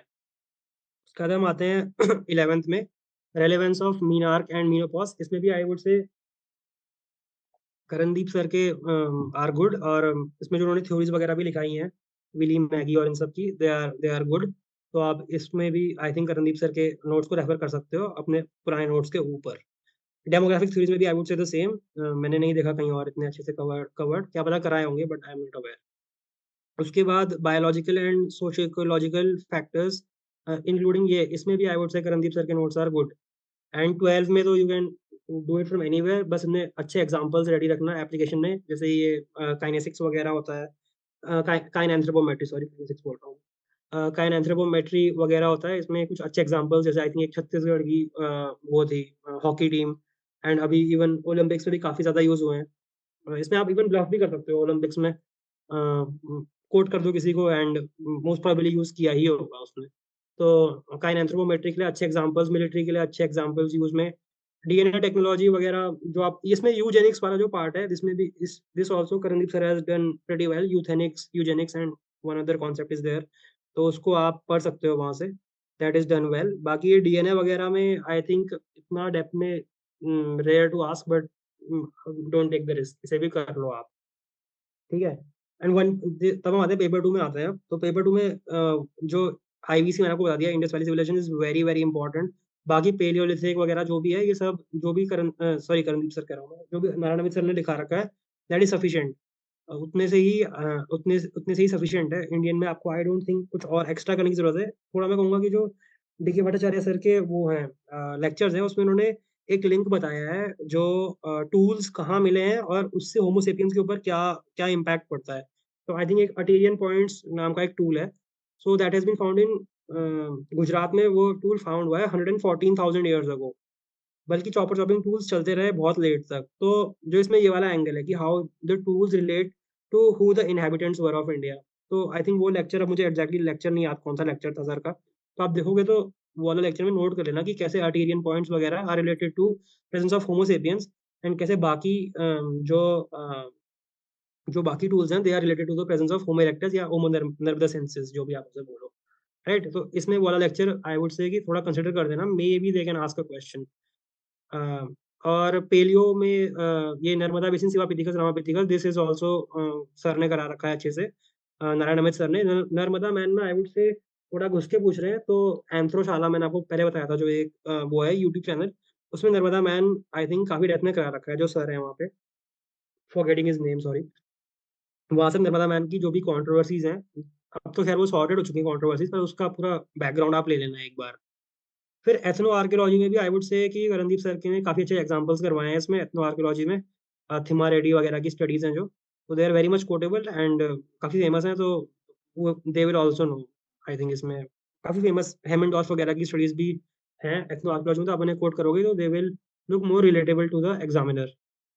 बाकी डेमोग्राफिक प्रोफाइल ऑफ इंडिया में आई वुड से कि यार लास्ट टाइम वो भी आ गया था, सरकार की भी आ गई थी, सरकार की you can do from IGNOU. बाकी तो this has been done and dusted many many times. अगर आपको लिंग्विस्टिक्स एलिमेंट्स का करना है, तो ये उन्होंने अच्छे से करा रखा है, लगेमा तिवारी में हमने उनके नोट्स में, दिस इज कवर्ड वेल। बस सरकार का इग्नू से, आई थिंक इग्नू में है, ईपीजी में भी है, इग्नू में भी है, उससे आप सरकार की वो ले लेना। जो उसने क्लासिफिकेशन की ह्यूमन पॉपुलेशन की। और बाकी ये factors influencing its structure and growth of Indian population, ये वाला यार पोर्शन आई वुड से किसी भी एक कोचिंग का उठा लो एंड बट इसको कवर कर लेना, because they are asking from this now कि इंडियन पॉपुलेशन की ग्रोथ, करंट डिजीजेज, थोड़ा जैसे जीएस टाइप के क्वेश्चन है उसमें कैसे एंथ्रोपोलॉजिकल ट्विस्ट लाना है, वो आप उन नोट से देख सकते हो। बिकॉज मैंने भी ये ज़्यादा होलिस्टिकली प्रिपेयर नहीं किया था, तो मैंने भी जस्ट नोट्स रेफर किए हैं। That is all I know about them. 3.1 जो है structure and nature of traditional Indian society, इसमें आई वुड से जो वो हैं आपके नारायण अमित सर नोट्स के नोट्स हैं, दे आर एक्सेलेंट। बहुत ही अच्छे स्कॉलर्स का यूज़ कर रखा है, पीवी खान, पीएन प्रभु, ये बहुत ही रिनाउंड स्कॉलर्स हैं। और आप इनको यूज़ करोगे तो इट विल डू वंडर्स और काफ़ी अच्छा जाएगा आपका। इसमें थोड़ा रिलेट करके देखना जो क्रिटिसिज्म है इसके, जैसे आई थिंक करमाइन रीबर्थ आया था, आई थिंक 23 में आया था, 22 में आया था, आई डोंट रिमेंबर, आया था। तो इसमें आपको एक क्रिटिकल साइड भी देनी थी उसकी कि karma and rebirth are not always linked, but बहुत सारे लोगों ने वो मिस किया। तो आप ढंग से पढ़ोगे कॉन्सेप्ट, आप ही क्रिटिसिज्म भी पढ़ोगे इनके, इन थ्योरीज के, तो I think you will do better. And I think उन्होंने अच्छे से कवर कर रखा है नारायण अमित सर ने, जहाँ तक आई रिमेंबर। फिर कास्ट सिस्टम में यार वही जो आपके बेसिक्स हैं वो आपको करना ही है, जो टॉपिक्स मेंशन है, डोमिनेंट कास्ट, और जो मेजर स्कॉलर्स हैं, श्रीनिवास हो गया, घुरिये हो गया, आपका डुमॉन्ट हो गया, और भी बाकी एफ जी बेदी वगैरह हैं, इनके व्यूज आपको जानने हैं। एंड आई वुड से इग्नू के कास्ट पे 1 और 2 मॉड्यूल्स आर वेरी गुड। अगर मुझे मिलेंगे, मैंने वो सेव कर रखे थे, तो I will send you guys forward, उससे काफ़ी कॉन्सेप्चुअल क्लैरिटी आती है। मुझे एक बार रिमाइंड कर लेना मीटिंग खत्म होने का, इफ़ यू वांट देम, तो मैं ढूंढूंगा फिर अपने पुराने आर्काइव्स में, जो मेरे फ़ोन पे आर्काइव्स पड़े हुए हैं। ठीक है। तो इसमें एंड आई वुड से कि इसमें जो केस स्टडीज़ हैं, वो करणदीप सर अपने टेस्ट में प्रोवाइड करते हैं। मैं बाद में भी I think I will take a session if you guys require, तो मैं कास्ट पे सेशन ले लूँगा एक, जो भी उन्होंने केस स्टडीज़ पढ़ाई है, इससे आपको बहुत सारे डायमेंशन खुल जाएँगे कास्ट में, because caste has to be studied in very much depth. Gender के साथ क्या लिंक है कास्ट का, पॉलिटिक्स के साथ क्या लिंक है कास्ट का, कास्ट एसोसिएशंस का क्या रोल होता है, एंड ऑल, मतलब क्लास एंड कास्ट का क्या सिचुएशन है इंडिया में, क्यों क्लास कास्ट को सुपरसीड नहीं कर पाई है। ये थोड़े बहुत ऑब्जर्वेशंस और एक दो अच्छी केस स्टडीज इसमें आपको रखनी पड़ेंगी, बिकॉज कास्ट में क्वेश्चन बहुत वाइड आते हैं। इस बार सरप्राइजिंगली तो कास्ट पे क्वेश्चन नहीं आए हैं पेपर 2 में, but I think that is a blip. I think बाद में वो कास्ट में वापस जाएंगे, बिकॉज पिछले सालों से तो काफी क्वेश्चन आए हैं कास्ट पे। आई डोंट नो इस year what was there thinking, पर कास्ट काफी रिड्यूस्ड आया है इस बार। बाकी सेक्रेड कॉम्प्लेक्स एंड एनएमएस तो इज़ वेरी सिंपल।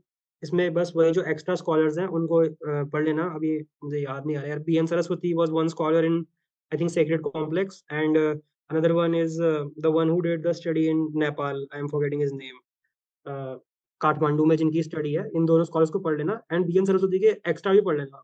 मेरे पास नोट है, I will send that as well. यार ये कोई नोट कर लेना, अगर वो मुझे एंड में बता देना क्या क्या भेजना है, मैं बोल तो रहा हूँ, मैं भूल जाऊंगा बाद में। एंड एनएमएस में भी स्टडी द बेसिक्स, एंड फिर 2-3 स्टडीज़ हैं। आई थिंक आरएस सिंह की एक स्टडी है, आई am not sure, RS Bisht या ऐसी किसी की स्टडी, आरएस मान की स्टडी है ओंगे पे। And then there is a study of PK Singh I think, जो इसको मैथमेटिकल इक्वेशन में ब्रेकआउट करता है एनएमएस में। ये सारे पढ़ लेना आप।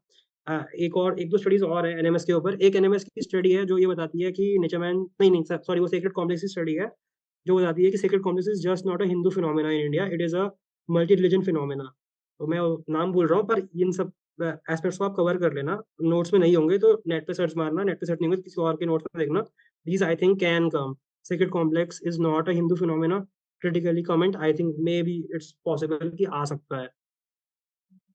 उसके बाद इम्पैक्ट ऑफ, ये तो सिंपल है, बुद्धिज्म, जैनिज्म, क्रिश्चियनिटी, किसी के भी नोट उठाओ। मैंने मंदार पाटकी सर के नोट उठाए थे, इसमें लकीमा मैम के नोट्स भी अच्छे हैं, उठाओ और सिंपली लिख दो। आई डोंट थिंक कि इसमें ज़्यादा कुछ, उसका आपके अच्छी केस स्टडी है तो that will make an impact. बाकी इसमें कुछ ऐसा नहीं है कि आप कुछ अलग डाल सकते हो बाकी लोगों से। केस स्टडीज आई वुड से वुड डू सफाइस।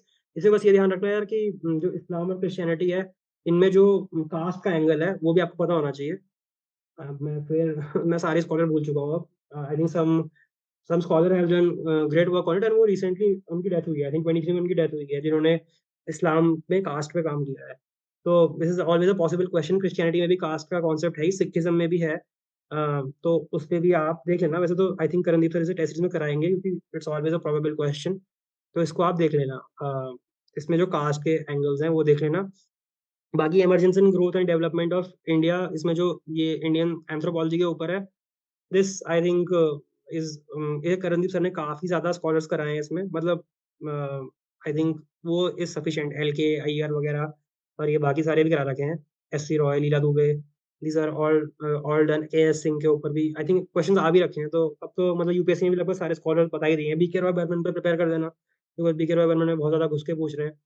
तो जैसे इस time I think buffer zone पे उन्होंने पूछा था क्वेश्चन, तो ये थोड़े बहुत प्रिपेयर कर लेना। थोड़े बहुत आर्कियोलॉजिस्ट को हम ओवरलुक कर लेते हैं, जैसे वीएन मिश्रा हो गए, ब्रूस फुट तो आई थिंक ऑलरेडी पूछा जा चुका है, बीबी लाल इवन, इन पे भी छोटे छोटे नोट्स जो भी उनकी डिस्कवरी, जैसे बीबी लाल की आई थिंक महाभारत है, एंड द्वारका में उनकी वो है ocean archaeology something like that he had done। बाकी उनकी अयोध्या की तो I think we all are aware. तो ऐसे 3-4 स्कॉलर्स हैं, आई थिंक एल के मोहपात्रा हैं एक, ही is also a great archaeologist. तो इनके भी प्लीज मेक शॉर्ट नोट्स, आएगा तो एक्सपैंड कर देना, पर 4-5 लाइनें इसमें 4-5 वैलिड पॉइंट्स आपके पास होने चाहिए इनके बारे में भी, because I don't think you are BK Roy Burman, please focus। I think maybe BK Roy Burman they might ask। Indian village में भी are same, I would say the case studies used in caste come in Indian village as well। इसमें जो ये वाला angle है, how communication has changed, मतलब media, sorry, how media has changed, this might be a question क्योंकि उन्होंने कभी पूछा नहीं है, तो maybe this is the next question they would look on। तो इस पे प्लीज नोट बना देना। इसमें बहुत अच्छी केस स्टडीज हैं, बल्टू रेडियो करके है एक, एंड बाकी भी यार आई एम फॉरगेटिंग द नेम, 2-3 अच्छी केस स्टडीज हैं इसमें। तो उनपे प्लीज नोट्स बना, उसमें प्लीज नोट्स रेडी करना अपने। Linguistic and religious minorities also simple, ये अक्षर जैन सर की बुक में इज कवर्ड वेल इनफ, और आई डोंट थिंक इसमें कुछ और करने की जरूरत है। 5.3 इंडिजिनियस एंड एक्सोजीनियस, ये भी I think any coaching notes will suffice, इसमें कुछ इतना कॉम्प्लिकेटेड है नहीं। अब जो 6 से लेकर के 9.3 तक है, आई वुड से इसमें मंदार पटकी सर के notes are good enough. I would just say कि जो एथनिसिटी वाला पोर्शन है एंड जो ट्राइब एंड नेशन स्टेट है, this you can do from Karandeep sir के whatever you have lectures, तो लेक्चर से करो, अगर आपके पास नोट्स है तो नोट से करो, बिकॉज वो जो एथनिक बाउंड्रीज वगैरह वाला आइडिया है वो आई don't think Mandar Patki sir ने डिस्कवर इसमें यूज किया है। तो आप फ्रेडरिक बार्थ हो गए और इन सबके जो भी व्यू पॉइंट्स हैं, एरिक्सन वगैरह, इनके व्यू पॉइंट्स इसमें प्लीज यूज करना, क्योंकि जो ये फ्रेडरिक बार्थ वगैरह वाला एथनिसिटी वाला प्लीज ढंग से करना, बिकॉज वो और बहुत सारी जगह यूज हो सकता है, जैसे एथनिक कॉन्फ्लिक्ट हो गया, कम्युनलिज्म हो गया, आप इसको कहीं पे भी यूज कर सकते हो जहाँ पे भी कॉन्फ्लिक्ट का आइडिया होगा, जहाँ पे भी एक कल्चर वर्सेस अदर कल्चर का क्वेश्चन आएगा, आप वहाँ पे इन आइडियाज को यूज कर सकते हो। बाकी मंदार पटकी सर ने काफी अच्छे से यूज किया 6.1 से 6.3 तक। एक और चीज मैं कहूंगा यार, पेपर 2 के लिए अभी तो you have time may be, पर पेपर 2 को प्लीज सेकेंडरी मत ट्रीट करना। पेपर 2 इज वेरी इंपॉर्टेंट, और हमेशा ऐसा होता है कि आई थिंक ऐसा लास्ट ईयर भी ऐसा ही हुआ, इस ईयर भी ऐसा हुआ कि I was not able to give it enough time, because मैं पेपर 1 में फंस गया। Paper 1 is huge, I agree, but somehow please try to find time for paper 2। अगर पेपर फिर से लॉपसाइडेड बन गया जैसे इस time, I think paper was very lopsided in favour of tribal India, then you will be in some kind of trouble, right. तो यार ये सोर्स पूरे हुए, बताओ आगे लेना है या बहुत थक गए आज के लिए? मैं तो बोल के थक चुका हूँ। अगर और आगे लेना है तो मैं आई कैन ऑलवेज टेक, बता दो आप लोग चैट में, या ब्रेक लेना है।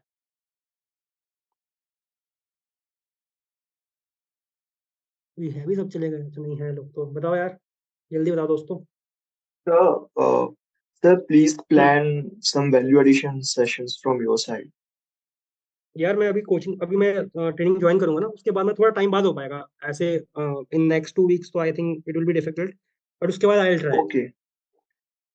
Yes sir, कि actually sir हमने कर रखा है, but वैल्यूएशन वाला पार्ट है ना, that will take huge amount of time अगर हम खुद से लग जाएं, तो अगर आप थोड़ा सा एक एक pitch देंगे तो फिर it will be easier. ठीक है दुर्गेश, आई विल ट्राई।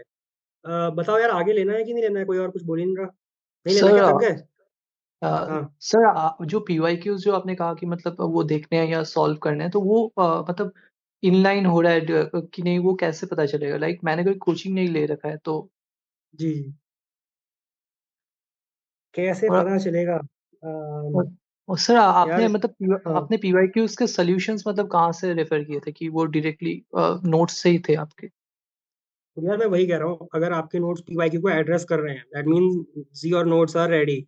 अगर वो पीवाईक्यू को एड्रेस नहीं कर पा रहे तो there has to be some addition, तो आप वो गैप्स फाइंड करो। पीवाईक्यू आपको इसमें हेल्प करेगा कि आपके नोट्स रेडी हैं या नहीं। देखो कोई out of the blue question आएगा, जैसे अभी बीके रॉय बर्मन का आया, वो आपके नोट्स में नहीं है, तो कोई कोई इशू की बात नहीं है। अगर बफर एरियाज नहीं पढ़ रखा आपने तो कोई इशू की बात नहीं है, बट जो जो थोड़े काइंड ऑफ बेसिक क्वेश्चन जैसे कास्ट पे, आई थिंक लास्ट ईयर या ऐसे फ्यूचर ऑफ कास्ट वगैरह, या इवन आईबीसी के ऊपर जैसे लास्ट ईयर क्वेश्चन आया था कि क्या बोलते हैं, first site of the big civilization was Indus valley. अगर आप ये क्वेश्चन एड्रेस नहीं कर पा रहे हो, then that means your notes are lacking. और जिस सेक्शन में वो लैकिंग है वहां से आई वुड से करणदीप सर के नोट्स उठाओ if you don't have time, और वहां से वैल्यू ऐड करने की कोशिश करो। That is sir all I meant. Karandeep sir के जो नोट्स आप जो कह रहे हैं वो क्या जो क्लास जी में वो प्रोवाइड करते हैं या जो मार्केट्स में जो अवेलेबल है वही नोट्स देखो best would be hand written notes, because जो जो अपनी क्लास मार्केट में में पढ़ाते हैं। अवेलेबल है? हाँ, uh, I don't know, I have moved out of ORN after for a long time, तो आई डोंट नो क्या अवेलेबल है। ओके अगर हैंड रिटन नोट्स अवेलेबल है तो well and good, that is sufficient. बहुत information है उनमें। And आपने ओके आई थिंक अटेम्प्ट आपने अटेम्प्ट दे रखा है ना शायद सुब्रा? नो सर, नो, मेरा फर्स्ट अटेम्प्ट है 25। अच्छा, sorry, I M confusing with someone else. ठीक है, तो ओके तो आप वहां से अपने गैप को प्लग इन करने की कोशिश करो। एंड बाकी यार एक जो फ्लो ऑफ आंसर होता है ना, अब वो मैं आपको कैसे बताऊं, आप इवन आप अनुपम सर से बात करना, and ji sir. He will help you understand कि आपके आंसर में वो जो नेचुरल फ्लो है वो है या नहीं है, चाहे आप आंसर को आंसर दिखा दो उनको। Sir I think he will ये बी। मतलब हम्म करणदीप सर का अगर हम लोग टेस्ट सीरीज लेते हैं तो वो क्या हम लोग के जो पीवाईक्यूज का सोल्यूशन है वो भी चेक करके देते हैं या उनको क्लासेस लेने पड़ेंगे अगर उनके लिए? नहीं यार, PYQ का तो वो चेक नहीं करते, टेसिस और अगर टेसिस टेस्ट का चेक। ओके आप सर को ही दिखा देना, मैं बता रहा हूँ, sir will be able to decipher कि आप का फ्लो कैसा बन रहा है और आंसर कैसा आ रहा है। ठीक है। Right right okay. सर हाँ टेस्ट सीरीज हाँ, प्रतीक बोलो, क्या test series? Sir should we join test series while preparing or after finishing the syllabus only we should? After finishing यार Prateek, if you are preparing then only PYQs आपके सीधा notes में जाएंगे जो आपको नहीं आ रहे हैं, जो आपके ऑलरेडी बने हुए नोट्स हैं। अगर उनसे PYQ एड्रेस नहीं हो रहा है, जो भी एक्स्ट्रा कंटेंट आपको PYQ में मिल रहा है उसको आप अपने नोट्स में डालिए। अभी टेस्ट सीरीज लगाने का I don't think there is much scope. कुछ लोगों के लिए काम करता है, बट मुझे नहीं लगता कि without studying the whole syllabus आप अच्छे से क्या बोलते हैं टेस्ट सीरीज को एड्रेस कर पाएंगे। That is all I think about. Thank you. Hello sir. हाँ हाँ, कौन है? हाँ सर, कौन मेरा बोल रहा सर दुर्गेश सर, हेलो। है? हाँ हाँ भाई, हाँ सर, बोलो। मेरा एक बार सारा नोट मेकिंग हो गया है ऑफ एवरी सेक्शन, ऑफ जी। Rather every subtopics as well. अभी सर मैं माइक्रो नोट्स बना रहा हूँ, फिजिकल का बन चुका है। तो सर मैं क्या बढ़िया। आपको एक बार मेरे माइक्रो नोट्स शेयर कर सकता हूँ क्या, ताकि आप उसको इवेलुएट कर पाए कि इज दैट ओके, और कि कैसे क्या उस पे कुछ आप प्रोज एंड कॉन्स बता पाए उसके। ठीक है यार, आप सर को भेज देना, यश सर को, वो मुझे फॉरवर्ड कर देंगे, है ना। बाकी अगर कुछ ज्यादा इशू यस होगा तो मैं कांटेक्ट नंबर दे दूंगा अपना, पर अभी सर को भेज देना, फिर मैं देख के बता दूंगा आपको। ठीक है। यस सर, तो मैं यश सर को बोल दूंगा कि आपने ऐसा बोला है। ठीक है, ठीक है, हाँ बोल देना। ठीक ठीक ठीक ठीक ठीक है सर, ठीक। ओके गाइज, तो खत्म ही कर देते हैं यार, मैं थोड़ा बहुत बचा हुआ है उसको मैं खत्म ही कर देता हूँ, वरना एक और दिन सेशन रखेंगे तो फिर वो कास्ट वाला जो तुम्हारा वैलिडेशन है वो पीछे हो जाएगा। ठीक है। तो अब हम आते हैं यार, वैल्यूडेशन कहाँ से करना है। देखो, एक तो सिंपल में टेस्ट करना है, जो करणदीप सर की टेस्ट सीरीज है, इट्स वेरी यूजफुल और मेरे तो बहुत काम आई है। आई नो कि लगता है कि बहुत ओवरकिल है, बट उसमें अगर इवन इवन 10% भी काम आ जाए पेपर में, that is more than enough. उसके अलावा आई वुड से यार कि वसीम अहमद भट्ट सर हैं, बीच में उनके टेस्ट गायब हो गए थे, I think now they are available on Telegram again. तो उनके टेस्ट से जो भी आपको इंटरेस्टिंग केस स्टडीज मिले, उसमें कुछ कुछ केस स्टडीज बहुत अच्छी हैं, जैसे आई थिंक लीला अबू लगलोड की एक केस स्टडी है उसमें, बायोकल्चरल एथनोग्राफी के ऊपर। एंड एक और आई एम फॉरगेटिंग, काफ़ी अच्छी केस स्टडीज है उसमें, तो आप उनको यूज़ कर सकते हो कहीं पे भी। तो वसीम अहमद भट्ट सर की टेस्ट प्लीज़ यूज़ कर देना। उनसे after you have done your syllabus, आपके पास एक कंप्लीट अंडरस्टैंडिंग है एंथ्रोपोलॉजी क्या है, हर एक पार्ट में मुझे क्या क्या लिखना है, तब उनको खोलना, because they are very dense. That is a person who has scored 326, तो ऑब्वियसली डेंस होगा मटेरियल। तो जब आपके पास एक क्लैरिटी हो कि एंथ्रो है क्या, मुझे क्या करना है, कहाँ पे कौन सा आंसर जाएगा, कौन सा मटेरियल मैं कहाँ पे यूज करूंगा, तब उन कॉपीज को खोलना। आई वुड से जो ये प्रीलिम्स और मेंस का टाइम है तब खोलना, अगर आपकी प्रिपरेशन पूरी नहीं है। अगर जैसे दुर्गेश बोल रहा है उसकी प्रिपरेशन पूरी है, may be he can look at them right now, पर प्लीज अभी के लिए मत देखना। यू विल गेट सरप्राइज्ड, और आप इवन मतलब वो भी नहीं पढ़ पाओगे, आप पकड़ नहीं पाओगे क्या कंटेंट यूजफुल है और क्या यूजफुल नहीं है, राइट। इसके अलावा आई वुड से, अगर कोई रेडिट यूज करता है, ये मत सोचना कि इसकी जगह मैं रेडिट डाउनलोड करूंगा, तो r/एंथ्रोपोलॉजी है एक रेडिट का सब रेडिट बोलते हैं, आई थिंक, आई डोंट नो, मैं बहुत रेयरली यूज करता हूँ रेडिट। तो यार इसके पीछे मत लग जाना कि सोशल मीडिया यूज करने लगे हैं इसे फॉलो करने के चक्कर में। इसमें कुछ अच्छी स्टडीज हैं, जैसे जो मैं कहता सिंथिया बील वाली जो स्टडी थी वो मुझे यहीं से मिली थी।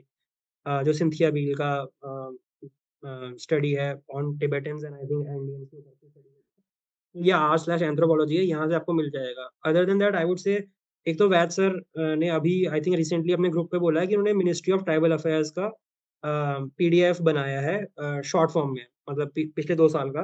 तो उसे इंपॉर्टेंट डेटा आप सिफ्ट कर सकते हो, क्योंकि खुद पढ़ना थोड़ा चैलेंज बन जाता है उसे।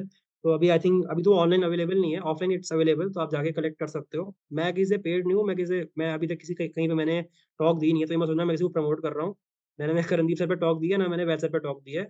जो मुझे समझ आया मैंने वो आपको बताया है, तो आप उनकी वो यूज़ कर सकते हो। ठीक है? And other than that I would say कि प्लीज़ मैं भी भारत देखो। अ, अपने लंच टाइम में अगर आप देख सकते हो, आजकल लंच टाइम में बहुत सारी चीज़ें बता दी गई हैं, कि कोई कह रहा है आर प्लैनेट देख लो, कुछ और देख लो, दे आर आल्सो यूज़फुल। और मैं कहूँगा कि मैं भी भारत देख लेना लंच टाइम पे या जब भी आपको टाइम लगे। इसमें कुछ-कुछ जैसे इस बार आपातानी का क्वेश्चन आया था कि आपातानी का फार्मिंग टेक्नीक क्या है? दैट वाज़ डायरेक्टली, अगर आपने एपिसोड देखा होता तो आप काफ़ी अच्छे और डिटेल में एक्सप्लेन कर पाते कि क्या आपातानी का फॉर्मेट है ऑफ टेरेस फार्मिंग। इसमें साथ में साथ आप ना मेरी भारत से कुछ बहुत अच्छे एग्ज़ाम्पल्स निकलेंगे आपको। जैसे मैंने अपने आई डोंट नो कि यार पेपर मैंने यूज़ किया नहीं किया, पर मैंने टेसिस में यूज़ किया था। तो ओंगे ट्राइब्स के ऊपर था एक एपिसोड, एंड उसमें एक ओंगे रिपोर्टर को बोलता है कि यार कि हम तो सब ह्यूमन है, मतलब हम आधा माना हुआ है कि पहले पहले मैं इंसान नहीं था, अब इंसान बना हूँ। जब वो बंगालीज़ को नोटिस करता है। तो मैंने डायरेक्टली कोट किया उसमें कि इम्पैक्ट ऑफ ग्लोबलाइज़ेशन या impact of Indian society on tribals, ऐसा कुछ था। मैं उसमें ये साइकोलॉजिकल डिस्ट्रेस उनको हो गया, तो आई हैड रिटन कि इन आरएस टीवीज़ मैं भी भारत एन ओंगे ट्राइब्समैन सेज कि आई एम सब human compare to the Bengalis. तो he had appreciated it very much, जो चेक करने वाला था। अब आई डोंट नो कि वो कितना सही होता है, बट मुझे जितना मुझे समझ आता है आई थिंक कि काफ़ी इफ़ेक्ट करेगा, क्योंकि एक तो दिखाता है कि आपने मैं भी भारत देखा है। मुझे लग रहा है कि आप कंप्लीटली इनग्रॉस्ड हो इस मटेरियल में and you can feel their pain. ये बहुत ही टचिंग एग्जांपल है, एंड ये एक रियल एग्जांपल है, this is not a bookish example. आपने आरएसटी का शो देखा होगा, तो आप उसको कोट कर पाओगे वहाँ, एंड आई थिंक एग्जामिनर उससे इंप्रेस होगा कि इस बंदे ने एंथ्रोपोलॉजी पढ़ी नहीं है, इसने फील भी किया है, and he feels for the plight of the tribals. तो पेपर 2 का ऑब्जेक्टिव यही होता है कि आप दिखाओ कि भाई मैं बहुत ही सहनशील इंसान हूँ, और होना भी चाहिए, बट आपको उस पेपर में दिखाना है कि मैं सहनशील इंसान हूँ, and I have sympathy for them. और आई थिंक ये दिखाएगा भी कि आपने एक्स्ट्रा एफर्ट पुट किया है, आपने मैं भी भारत देखा है, आपने उससे एग्जांपल शिफ्ट किया है, and I think he would appreciate. बाकी मुझे यार कुछ लोग बहुत एक्सपीरियंस्ड होंगे और उनको लगेगा यार कि सर ने बहुत ज़्यादा ज्ञान दे दिया है, इतना तो इम्प्लीमेंट हो नहीं पाएगा, तो इसको कंप्लीटली डिच कर देते हैं इस सेशन को। मैं उनको बोलूँगा यार थोड़ा सर, बहुत प्लीज़ आई एक्सक्यूज मी हाँ, हाँ, सर। बोलो, बोलो। सर, यस क्या श्रुति। नाम बताया आपने चैनल का? प्रोग्राम का हाँ जी। चैनल इज़ राज्यसभा टीवी था, अब तो शायद I think okay it's okay changed to Sansad TV now. Sansad okay TV का प्रोग्राम है, मैं भी Bharat, I am also okay India, मैं भी भारत, ओके। राइट? तो इसको आप देख लेना, एंड जो बहुत ही एक्सपीरियंस कैंडिडेट्स हैं, आई नो कि मेरा एक्सपीरियंस आप लोगों से बहुत कम है, but I would still say कि प्लीज़ करणदीप सर के थ्योरीज़ के लेक्चर देख लेना या नोट्स देख लेना, they are very, very good. मतलब मुझे वैसी क्लैरिटी और कहीं नहीं दिखी है किसी और के नोट्स में।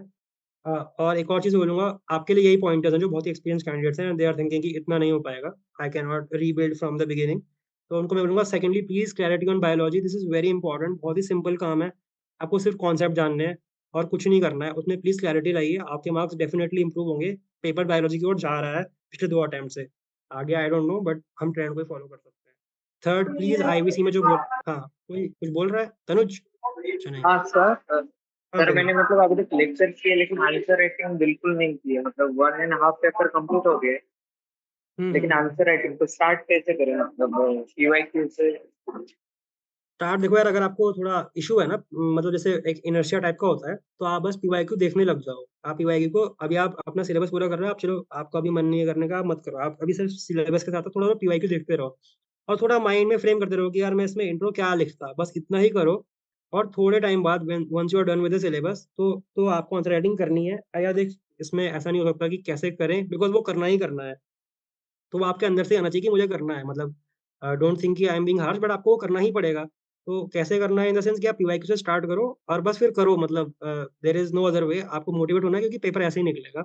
You have to write the PYQs. Write नहीं करने का मन कर रहा है, तो उसको अपने माइंड में कॉन्सेप्चुअलाइज़ करो, थोड़ा इंट्रो लिखो अपनी ओर से, बॉडी में देखो कहाँ क्या रही मैं ये 2 हेडिंग्स डालता है इसमें, एंड कंक्लूजन में लिखो। तो उससे आपको एक आइडिया हो कि इंट्रो बनाते कैसे हैं, कंक्लूजन बनाते कैसे हैं एंथ्रो में। कोई ज़्यादा डिफरेंस नहीं होता है एंथ्रो और जीएस के इंट्रो कंक्लूजन में, बट फिर भी एक डिफरेंस होता है। तो आप पीवाईक्यूज़ के थ्रू थोड़ा स्टार्ट करो, मतलब अपने ब्रेन को कम से कम चलाना शुरू करो कि आंसर लिखते कैसे हैं? क्योंकि देखो, अगर आप आंसर नहीं लिखोगे ना, तो आपको पता भी नहीं चलेगा कि आपके लिए इम्पोर्टेंट क्या है। नोट्स आपके बन जाएँगे 3-3 रजिस्टर, 4-4 रजिस्टर मोटे, और उससे काम का होगा हार्डली एक रजिस्टर, और वो जो काम का होगा वो आपको तभी पता चलेगा, आप पीवाईक्यू लिखोगे आपको समझ आएगा कि अच्छा यूज कैसे करना है। जैसे ये आरएसटीवी वाला है, ये बहुत लोगों ने देखा होगा, जिसने जिसने आरएसटीवी पीवाईक्यू देखने के बाद देखा, उसका एप्लीकेशन विल बी डिफरेंट। और बल्कि जो सिर्फ फॉर एंटरटेनमेंट देख रहा है, सोचेगा यार अच्छा होंगे बोल रहा है तो बोल रहा है, मतलब how can I use this. तो how can you use anything will depend कि आपने पीवाईक्यू पढ़े हैं, आपको आपने सोचा है कि आंसर कैसे लिखा जाता है, या आपने आंसर लिखा है, तो ये तो करना ही पड़ेगा, तभी आपका जो मटेरियल है, जैसे आप अभी सोचोगे मैं मटेरियल इकट्ठा करता हूँ, पीवाईक्यू बाद में करूंगा, फेयर इनफ। बट जो आपकी पीवाईक्यू की जो आपके मटेरियल की क्वालिटी होगी, वो आपके पीवाईक्यू करने ना करने पे डिपेंड करेगी। पीवाईक्यू नहीं करे होंगे तो मटेरियल की क्वालिटी ऐसी होगी कि वो एग्जाम में आप नहीं उसे डाल पाओगे। पीवाईक्यू करे होंगे तो डेफिनेटली आपको पता होगा कि कैसे मैं इसको यूज कर सकता हूँ, वो आपके अपने हिसाब से आपने उसको अरेंज किया होगा। तो प्लीज पीवाईक्यू करिए। और जो मैंने बोला कि अगर अभी नहीं कर सकते तो स्टार्ट करिए जी। Okay sir, thank you. Okay Tanuj. बाकी मैं कहूँगा यार, जो कास्ट की स्टडीज़ हैं वो मैं शेयर कर दूँगा। एक्सप्लेन भी I will try to have a session and explain कि उन्हें कैसे यूज़ करना है, और उनमें क्या-क्या मतलब मैंने तो शॉर्ट में लिखी हैं, तो I will help you guys understand them. इन्हें कर लीजिए, और क्लैरिटी पाने के लिए वही अपना, अगर आपको लगता है you are an experience candidate, you know more, और या फिर you don't want to revamp your preparation, तो वही क्लैरिटी पाने का एक ही तरीका है, पीवाईक्यूज़ को देखिए। अगर आप 80% पीवाईक्यू सॉल्व कर पा रहे हैं अपने मटेरियल से, 90% पीवाईक्यू सॉल्व कर रहे हैं, then your material is fine, you are fine. अगर नहीं कर पा रहे हैं, और वही जो जो आपके आंसर्स में क्लैरिटी रिफ्लेक्ट होनी चाहिए, वो आप सर को दिखा दो या किसी को भी दिखा दो, या मतलब मैं भी देख सकता हूँ, बट अभी I can not commit because I have some things to attend, है ना? अगर इफ आई हैव टाइम तो even I will see some of your answers if possible, I am not committing anything. ठीक है? तो यही मैं बोलूँगा यार, जो एक्सपीरियंस है वो थ्योरीज़ प्लीज़ करणदीप सर से, क्लैरिटी ऑन बायोलॉजी, आईबीसी में जो बोला उन कॉन्सेप्ट्स पे please make your notes, validation करो उनमें। जो कास्ट स्टडीज़ में शेयर करूँगा उनको प्लीज़ देख लेना, एंड पीवाईक्यू से अपनी क्लैरिटी पा लेना कि आप कितने पानी में हो, या how good you are doing. Sir बाकी हाँ, बोलिए सर अविनाश, जो राइट? आप अभी अब जो इम्पोर्टेंट चीज़ें आप अभी बोले हैं सर, उसको क्या आप रिटर्न वे में भिजवा सकते हैं, या मतलब सर को भेज सकते हैं? यार मैंने किसी ने ढंग से लिखा होगा तो वो तुझे भेज देगा यार, मैंने क्योंकि बहुत हैफेज़र्डली लिखा है, तो मेरे तुम्हें समझ नहीं आएगा मैंने क्या लिखा है। किसी ने जी लिखा सर, होगा तो जैसे यार, सर किसी ने जो लिखा है आप तो बोल प्लीज़ रहे हैं हाँ, हाँ, बोलिए। कि ये प्रेफर कर लो, ये यहाँ से पढ़ लो, ऐसा कर लो, तो वो आप कहीं रिटर्न वे में हमको दे सकते हैं, मतलब हम ताकि बार बार वो डिस्ट्रैक्ट ना हो ऐसी चीज़ें से। देखो यार, हाँ, रिकॉर्डिंग अवेलेबल है सुभराज सिंह, तो आप मेरे रिकॉर्डिंग में देख लेना मैंने क्या बोला है, राइट? बिकॉज़ यार मैंने बहुत ही रफ में लिखा है, वो आपको समझ नहीं आएगा। ठीक है ठीक सर, है? Thank you. ओके तो अवनीश। सर वसीम अहमद सर की टेस्ट आंसर्स की बात कर रहे हैं आप फॉर वैल्यूएशन। जी, जी। जी, जी, जी। Sir any other topper copies मतलब जो आप रेफर करना चाहेंगे वसीम अहमद भट्ट को छोड़ के? वसीम अहमद भट्ट को छोड़ के यार वही द्विज गोयल, असद ज़ुबैरी की कॉपीज़ भी I find to be alright. बस ऐसे ही यार, मतलब टेस्ट सीरीज़, मतलब बिकॉज़ एक्चुअली व्हाट हैपेंड ना, मैंने जो नोट्स बनाए from Karandeep sir, I found them to be relevant. तो मैंने ज़्यादा टाइम वेस्ट किया नहीं टेस्ट सीरीज़ में, इसीलिए I am a big fan. इसीलिए मैं बार-बार बोल रहा हूँ कि वहाँ से आप ट्राई कर सकते हो। बाकी and sir a, standard books कुछ मतलब स्टैंडर्ड बुक्स आपने कुछ मतलब रेफर किया? यार मैंने बस एम्बर एंड एम्बर पढ़ी थी, एंड वैद सर की वो पढ़ी थी, जो कल्चर के लोग देते हैं ना 2.1, 2.2 पढ़ने के लिए जो वो देते हैं, मैरिज किनशिप वगैरह, आई think in search of ourselves is the name of the book. बस आई हाँ। थिंक यही मैंने टेक्स्ट बुक्स रेफर करी है, बाकी मैंने सर अक्षय जैन सर की बुक रेफर करी है। जी, जी, एक्चुअली बोलिए। क्या है, अभी तो टाइम नहीं है कि मतलब करणदीप सर के लेक्चर्स लेने का, क्योंकि ऑलरेडी नवंबर एंड है। तो मतलब नोट्स जी, उनके जी। कहाँ पे अवेलेबल होंगे सर, अगर मतलब आपको पता होगा, मतलब अगर कोई आउटसाइड स्टूडेंट अगर लेना चाहे, सिर्फ अगर नोट्स उनके मिल जाए तो? यार यार देखो, नोट्स आई थिंक सर ने ही भी अपने वीडियोज़ में बोला है कि they are available in the market. Hand written notes are available in the market, तो यस। होंगे यार अवेलेबल आई थिंक। मेरे पास नोट है, ले लेना। ओके। कौन बोल रहा है? अवनीश इज़ सिंह ना? तो अवनीश से यू कैन कॉन्टैक्ट और ले सकते हो, ठीक है? तो ये नोट्स वाला प्रॉब्लम इज़ सॉर्टेड। और कुछ पूछना किसी को? सर हाँ, Durgesh. Sir sir how to बोलो। Use this GCP programme in the best way possible, इस पे आप थोड़ा सा एक बार बता दें। किस प्रोग्राम को? टीसीपी? Yes sir. अच्छा यार, अभी तो आई वुड से यार थोड़ा इस पे स्टिक करते हैं एंथ्रो पे। In the end I will address this, okay? ठीक है Durgesh? In the end means sir? मतलब जब ये एंथ्रो वाला पार्ट मैं खत्म कर दूंगा, मैंने एक फॉर्मेट में लिखा है, उसमें खत्म कर देता हूँ। उसके बाद आप मुझसे टीसीपी वगैरह का भी पूछ लेना, ठीक है? Yes sir, yes sir. मतलब other doubts other than anthro. अभी एंथ्रो का सेशन था, तो I am trying to complete anthro first, right? तो देखो यार, अभी आई वुड से कि अगर किसी ने प्रीलिम्स क्लियर किया है इससे पहले, they are confident in prelims, तो आप फरवरी एंड तक पढ़ो। आप मार्च स्टार्टिंग अभी पढ़ सकते हो, एंथ्रो रख सकते हो। अगर आपने प्रीलिम अभी तक क्लियर नहीं किया या फर्स्ट अटेम्प्ट है, तो I would say January 20 should be your cut off date for anthropology, optional. और बाकी क्योंकि यार देखो, आपको लगेगा कि सर ने तो सब कुछ बोल दिया और इतनी जल्दी कैसे खत्म करेंगे हम, बट चलो एंथ्रो को छूट भी गया तो छूट गया, डज नॉट मैटर। पर अगर आपका प्रीलिम्स नहीं निकलेगा तो that becomes a different issue. देखो जैसे मेरा भी, I was underprepared till prelims was cleared, but somehow I scrap through, तो there is a possibility that you will scrap through. But अगर प्रीलिम्स नहीं होगा तो आई थिंक जिनका नहीं निकला है पहले प्रीलिम्स, दे नो कि how difficult that phase is अगर प्रीलिम्स नहीं निकलता है, and you waste some of your time. Otherwise अगर प्रीलिम्स निकलेगा तो उस 3 महीने में जो आपकी एफिशिएंसी होगी, you will not believe how much you have read in those 3 months and how much effort you have put in। उन 3 महीनों में इंसान कुछ नहीं करता, बस खाना खाता है, अपना जो उसका दिन भर का काम होता है, वॉशरूम वगैरह, उसके अलावा कुछ नहीं करता है। ही और she completely reads all day. तो अगर कुछ छूट भी रहा है, बट आई वुड से कि यार बेयर मिनिमम फर्स्ट अटेम्प्टर्स के लिए भी ये मैं बोलूँगा कि पेपर 1 प्लीज़ खत्म कर देना। इंडियन जो आर्कियोलॉजी वाला पार्ट है पेपर 2 का, वो खत्म कर लेना। इतना तो प्लीज़ बेयर मिनिमम कर लेना। बाकी वाला पार्ट हो जाएगा ट्राइबल में। I think Mandar Patki sir के नोट्स आप बनाओगे, उनका शॉर्ट में आप करोगे तो 50 पेजेज़ में हो जाएँगे वो नोट्स खत्म, पूरा का पूरा ट्राइबल। आपका उसमें ओवर हो जाएगा। बच हाँ, कुछ और बोल रहा है? सर ट्राइबल्स के लिए करणदीप सर के लेक्चर्स इनफ हो गए या मंदार पाटकर सर जो आप बोल रहे यार करणदीप सर के जो मेरे पास नोट्स थे, उसमें तो मतलब आई फाउंड कि ट्राइबल बहुत ही रेयर कर रखा है। अब जो आजकल नोट्स अवेलेबल है, आई डोंट नो कि वो कैसे हैं, क्योंकि मैंने वो पढ़े नहीं है करणदीप सर के ट्राइबल के नोट्स। तो उसमें हो? आई सर कैन नॉट मैंने से एनीथिंग। एक दो ईयर पुराने लेक्चर्स मिले मेरे को टेलीग्राम पे, सो अच्छा, तो यार मतलब मैं नहीं बोल सकता, क्योंकि मैंने करणदीप सर का ट्राइबल बिल्कुल भी नहीं छुआ है, तो आई हैव नो आइडिया कि ट्राइबल में करणदीप सर ने क्या पढ़ाया। अच्छा ही पढ़ाया होगा होपफुली, पर मैं नहीं बोल सकता कि अच्छा है, खराब है। मैंने बंदार पट्टी सर से पढ़े एंड दे वर गुड। मैं वही बता सकता हूँ आपको, right? Okay sir, thank you. तो मैं ये कहूँगा यार, जो स्टेज पे हैं, वो पेपर 1 और आरक्यू करो। जिसने अपना सिलेबस पूरा कर दिया है, वो प्लीज़ पीवाईक्यूज़ पे फ़ोकस करो। आंसर राइटिंग की ओर प्रोग्रेस करो। कुछ अपने स्केलेटन आंसर्स फ़ॉर्म करने की कोशिश करो। अगर आंसर राइटिंग नहीं कर रहे हो, वैसे तो प्लीज़ आंसर राइटिंग करो, क्यों नहीं कर रहे हो आई डोंट नो। पर अगर नहीं कर पा रहे हो तो ये करो। और एक और चीज़ मैं कहूँगा, देखो टीसीपी का प्रोग्राम साथ में चल रहा होगा, it's a very effective program. आप जो भी करोगे, डिसीजन करोगे कि मैं कितना टाइम दूँगा एंथ्रो को, मैंने कुछ बताया उससे आप अपना कुछ डिसीजन चेंज करने की कोशिश करोगे, चाहे ज़्यादा टाइम दोगे एंथ्रो को, प्लीज़ अपने मेंटर से पूछ के करना। They know far more than you no. But एक चीज़ हमेशा याद रखना कि जो एंथ्रो में आरओआई है, वो जीएस में नहीं है। इसको हमेशा याद रखना। जभी भी आप दोनों में से किसी एक को चूज़ कर रहे होंगे, एक्सेप्ट फॉर एथिक्स, वो आरओआई नहीं है। तो अपने मेंटर को भी बस क्लियरली कहना कि सर जो आरओआई हमारे सब्जेक्ट में है, मेंटर्स यूजुअली, बिकॉज़ वो सब सब्जेक्ट को इक्वली कंसीडर करते हैं। वो सोचते हैं कि पीएसआईआर में जितना टाइम आदमी लगाएगा, उतना एंथ्रो में लगाएगा तो सिमिलर रिटर्न्स पाएगा। ऐसा बिल्कुल भी नहीं है। एंथ्रो में यू हैव ग्रेटर रिटर्न्स। तो हमेशा वो बात रखना एंड साथ में प्लान करना। ऐसा मत करना कि एंथ्रो के चक्कर में टीसीपी बर्बाद कर दिया, because prelims is the first ladder. अगर मेंस नहीं भी होता है, पर अगर आपने मेंस एक बार दे भी दिया, तो उसे जो मैं ये नहीं बोलूँगा कि नहीं होगा। देखो usually there is a chance कि नहीं होगा, बट अगर आप उसमें चले गए, जैसे मैं कहता था तनुज को कि if you write PYQs, then you know what to pick up on. तो if you give mains, you will know how to prepare completely. Interview is not some big stage, उसमें कुछ ना इतना नहीं करना। बट मेन बिग हर्डल, कहीं-कहीं लोग 3-3 महीने चले जाते हैं, मुझे समझ नहीं आता कि करना क्या था? 3 महीने खत्म हो गए और आदमी सोचता है कि मुझे करना क्या था? मुझे अभी तक समझ नहीं आया।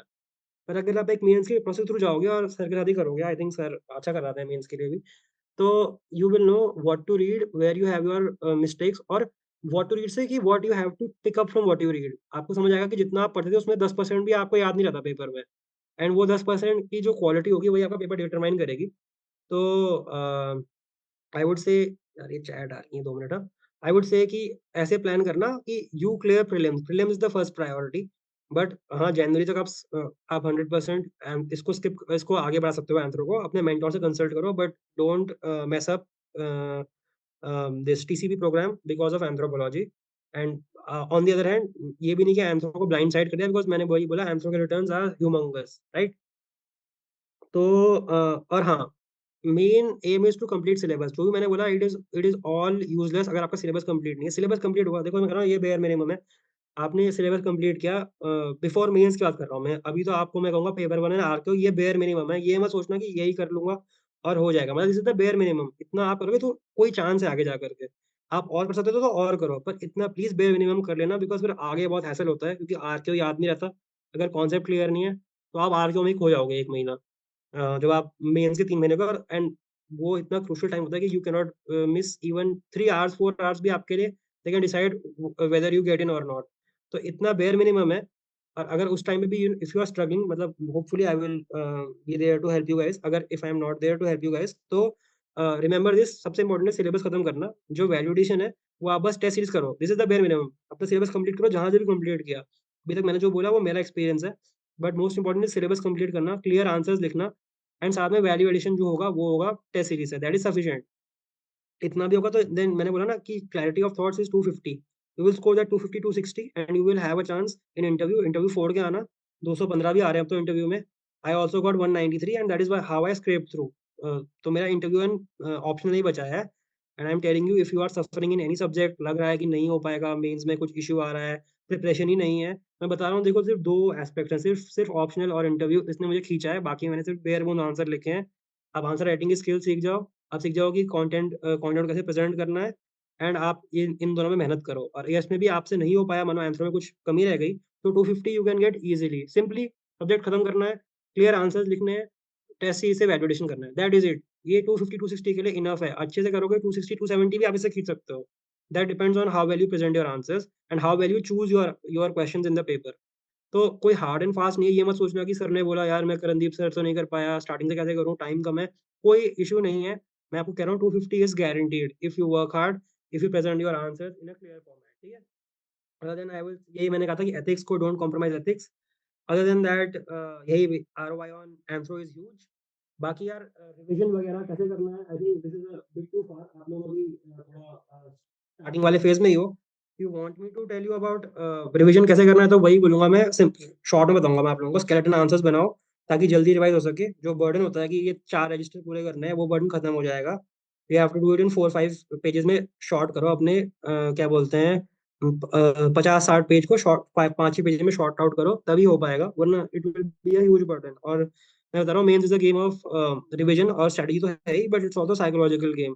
आप साइकोलॉजिकली फिट रहोगे तो you will do very well. मैंने ऐसे लोग देखे हैं अपने साथ प्रिपरेशन करते हुए जिन्होंने क्विट कर दिया बीच में ही, मतलब देखिए अब की नहीं होने वाला यार, मेंस नहीं निकलने वाला। तो अब वो तभी होता है जब आपके साथ इतना लोड होता है कि आपने कुछ किया नहीं होता पहले, या आपने इतना लोड क्रिएट कर दिया दिमाग में क्योंकि आपके नोट्स इतने मोटे हैं, कभी हो नहीं पाएंगे।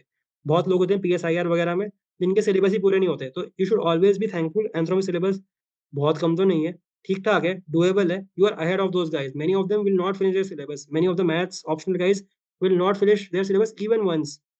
तो आप हमेशा एक एडवांटेज में रहोगे, हमेशा कॉन्फिडेंस में रहो। मैं रिवीजन पे था, मैं बार-बार कॉन्फिडेंस पे आता हूँ।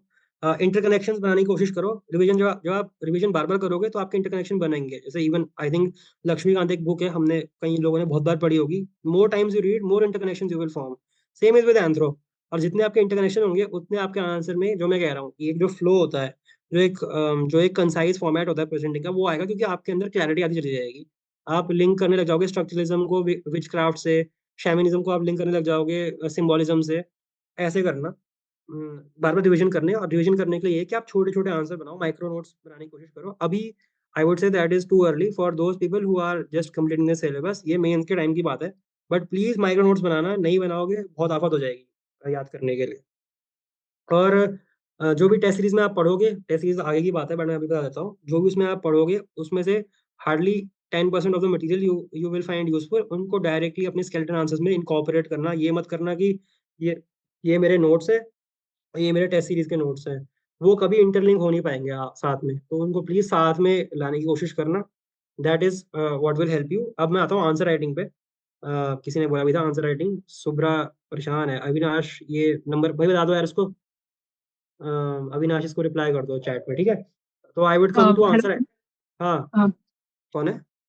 सर, अनुप्रिया। सो सर, आपने कहा था कि Jan 15 तक लाइक एंथ्रो का सिलेबस जितना कर सकते हैं कर लें। सो व्हाट जी, वाज जी। Your timeline, because I am almost starting out. So like what was your timeline, कितना हो गया था, like how did you devote the time to anthro along with the TCP program? Okay. तो यार anthro में देखो my basics were done once, but I found the notes that I had at that time to be lacking. तो मैंने फिर Karandeep sir के जो ये हैं हैंड रिटन नोट्स इनमें स्विच किया अराउंड नवंबर एंड में, because November end I had move to ORN, इसी टाइम पे मैंने लगभग स्विच किया and I finish the theories portion before this Jan 15 date, theories वगैरह and a few lectures of religion वगैरह ये मैंने फिनिश कर दिए थे. But the rest of the portion I finished between prelims and mains. But I would say कि मेरे time पे प्रीलिम्स एंड मेंस में there was a huge gap. I think 102 days का हमें टाइम मिला था. You guys will not get that, you have 15 days less. तो I would say कि try to complete even more. तभी मैं कह रहा हूँ कि paper 1 and RQ if you want to attempt, Anupriya you are giving this 25 attempt right? Yes. तो यार देखो, prepare like your back against the wall. You are again मतलब you would know by now कि you are a bit late to it, है ना? तो prepare with that. 2x में lecture देखो, 1.7x में देखो. If you have not read anthro at all it will be a challenge, but then we have no other solution right. तो अगर आपके पास I think you don't have time, तो आप प्लीज हैंड रिटन नोट्स पे focus करो. And अभी conceptual clarity मतलब यार it's a bit difficult for you I would say. Try to complete paper 1. I think paper 1 भी डिफिकल्ट हो पाएगा आपके लिए कंप्लीट करना, बट आई वुड से यार बायोलॉजिकल पार्ट को आप कंप्लीट कर लो पेपर 1 के, एंड थ्योरीज वाले पार्ट को कंप्लीट कर दो एटलीस्ट, एंड आरक्यू वाले पार्ट को कंप्लीट कर दो. कल्चर यू मे लीव, बाद में हो जाएगा. Culture is not that big of a deal, but आप करना. एंड मतलब Anupriya, are you starting Sir, prelims also? अभी I have completed theories and genetics and cultural भी मैंने पढ़ा हुआ है, like socio cultural marriage kinship वो सब, but वो confidence नहीं है again. मतलब the thing is कि आंसर राइटिंग नहीं करी है, नोट्स नहीं बनाए हैं. कोई बात नहीं, कोई बात नहीं. मैंने बोला ना, first principle is finish the syllabus. नहीं किया कोई बात नहीं. मैंने भी answer writing I think hardly 15-20 answer लिखे थे बिफोर प्रीलिम्स एंड मेंस. तो इतना कोई बड़ा इशू नहीं है. If your clarity of thought is there, if you know how to express yourself well. आपने जीएस की आंसर राइटिंग करी होगी तो इट्स नॉट मच डिफरेंट. थोड़ा ये कि इसमें डेप्थ ज्यादा आती है ऑप्शनल में, एंड जीएस में डायमेंशन ज्यादा आते हैं, but the basic format remains the same. Answer writing is not that big of a problem.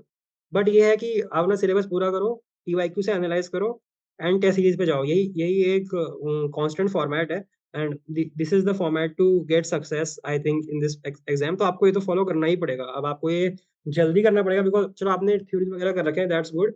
तो बट आई वुड से यार कि ट्राई टू कंप्लीट पेपर 1. आप कोई स्पेसिफिक, यार मैं वो तो बता नहीं पाऊंगा इतने जल्दी सोच के कि आपको कैसे कैसे फॉलो करना चाहिए. जो मैंने आपको असेंडिंग ऑर्डर में बताया है, ऐसे ट्राई करो फॉलो करने का.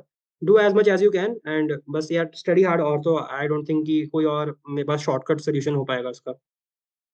एंड आई वुड से अनुप्रिया, वन थिंग ध्यान देना यार, यू आर बिहाइंड. तो बहुत सारे बच्चों का ये होता है गट इंस्टिंक्ट कि मैं अक्षय जैन सर की बुक पढ़ लूंगा तो हो जाएगा. मैं बता रहा हूँ उससे आपको 240, 230, 220 के आसपास, 220s में आई वुड से you would stay if you rely only on that book. उस बुक के स्टार्टिंग में लिखा हुआ है सर ने इंट्रोडक्शन में कि this book is not the basic resource. तो आपने बेसिक पढ़ लिया हो तब इस बुक को पढ़ना. तो मैं कहूँगा उस लूप में मत फंसना. जो क्लैरिटी ऑफ थॉट्स आपको बाकी में मिलेगी, क्योंकि वो बुक समझाने के लिए नहीं, that is a question answer book. तो उसमें मत फंसना, and try to do this as quick as possible. बाकी यार अपने मेंटोर से बात करो, and if some situation still persist, आप नहीं कर पा रहे हो, तो you can ask Yash sir, I will see what I can do to help you, but that is all I can say. Sir notes तो मेरे लाइक थ्योरीज के करणदीप सर से ही बने हैं, एंड सोशो कल्चरल का वैद सर से ही बना हुआ है, एंड जेनेटिक्स वाला पार्ट भी करणदीप सर से ही है. So I think that is okay. Perfect perfect. Trajectory सही है आपकी. आप प्लीज लेकिन पुश करते रहो अभी आगे तक, ठीक है? 2 महीने फुल पुश, ओके. ठीक है? All right. तो यार हाँ, आंसर राइटिंग में मैं वही बोलूंगा, PYQs are far far greater than test series. PYQs पूरे नहीं हुए तो टेस्ट सीरीज करने का कोई मतलब नहीं है. टेस्ट सीरीज का अगर आपने पीवाईक्यू पूरे नहीं किया, पीवाईक्यू पूरे करो. आपने टेस्ट सीरीज ले लिया है प्रीलिम्स और मेन के बीच में, तो टेस्ट सीरीज का सिर्फ एक काम है, वो है कि आपका वैल्यूएशन करने के लिए आप टेस्ट सीरीज के 2 टेस्ट लिखो. देखो टाइम पे खत्म कर रहे हो या नहीं कर रहे हो.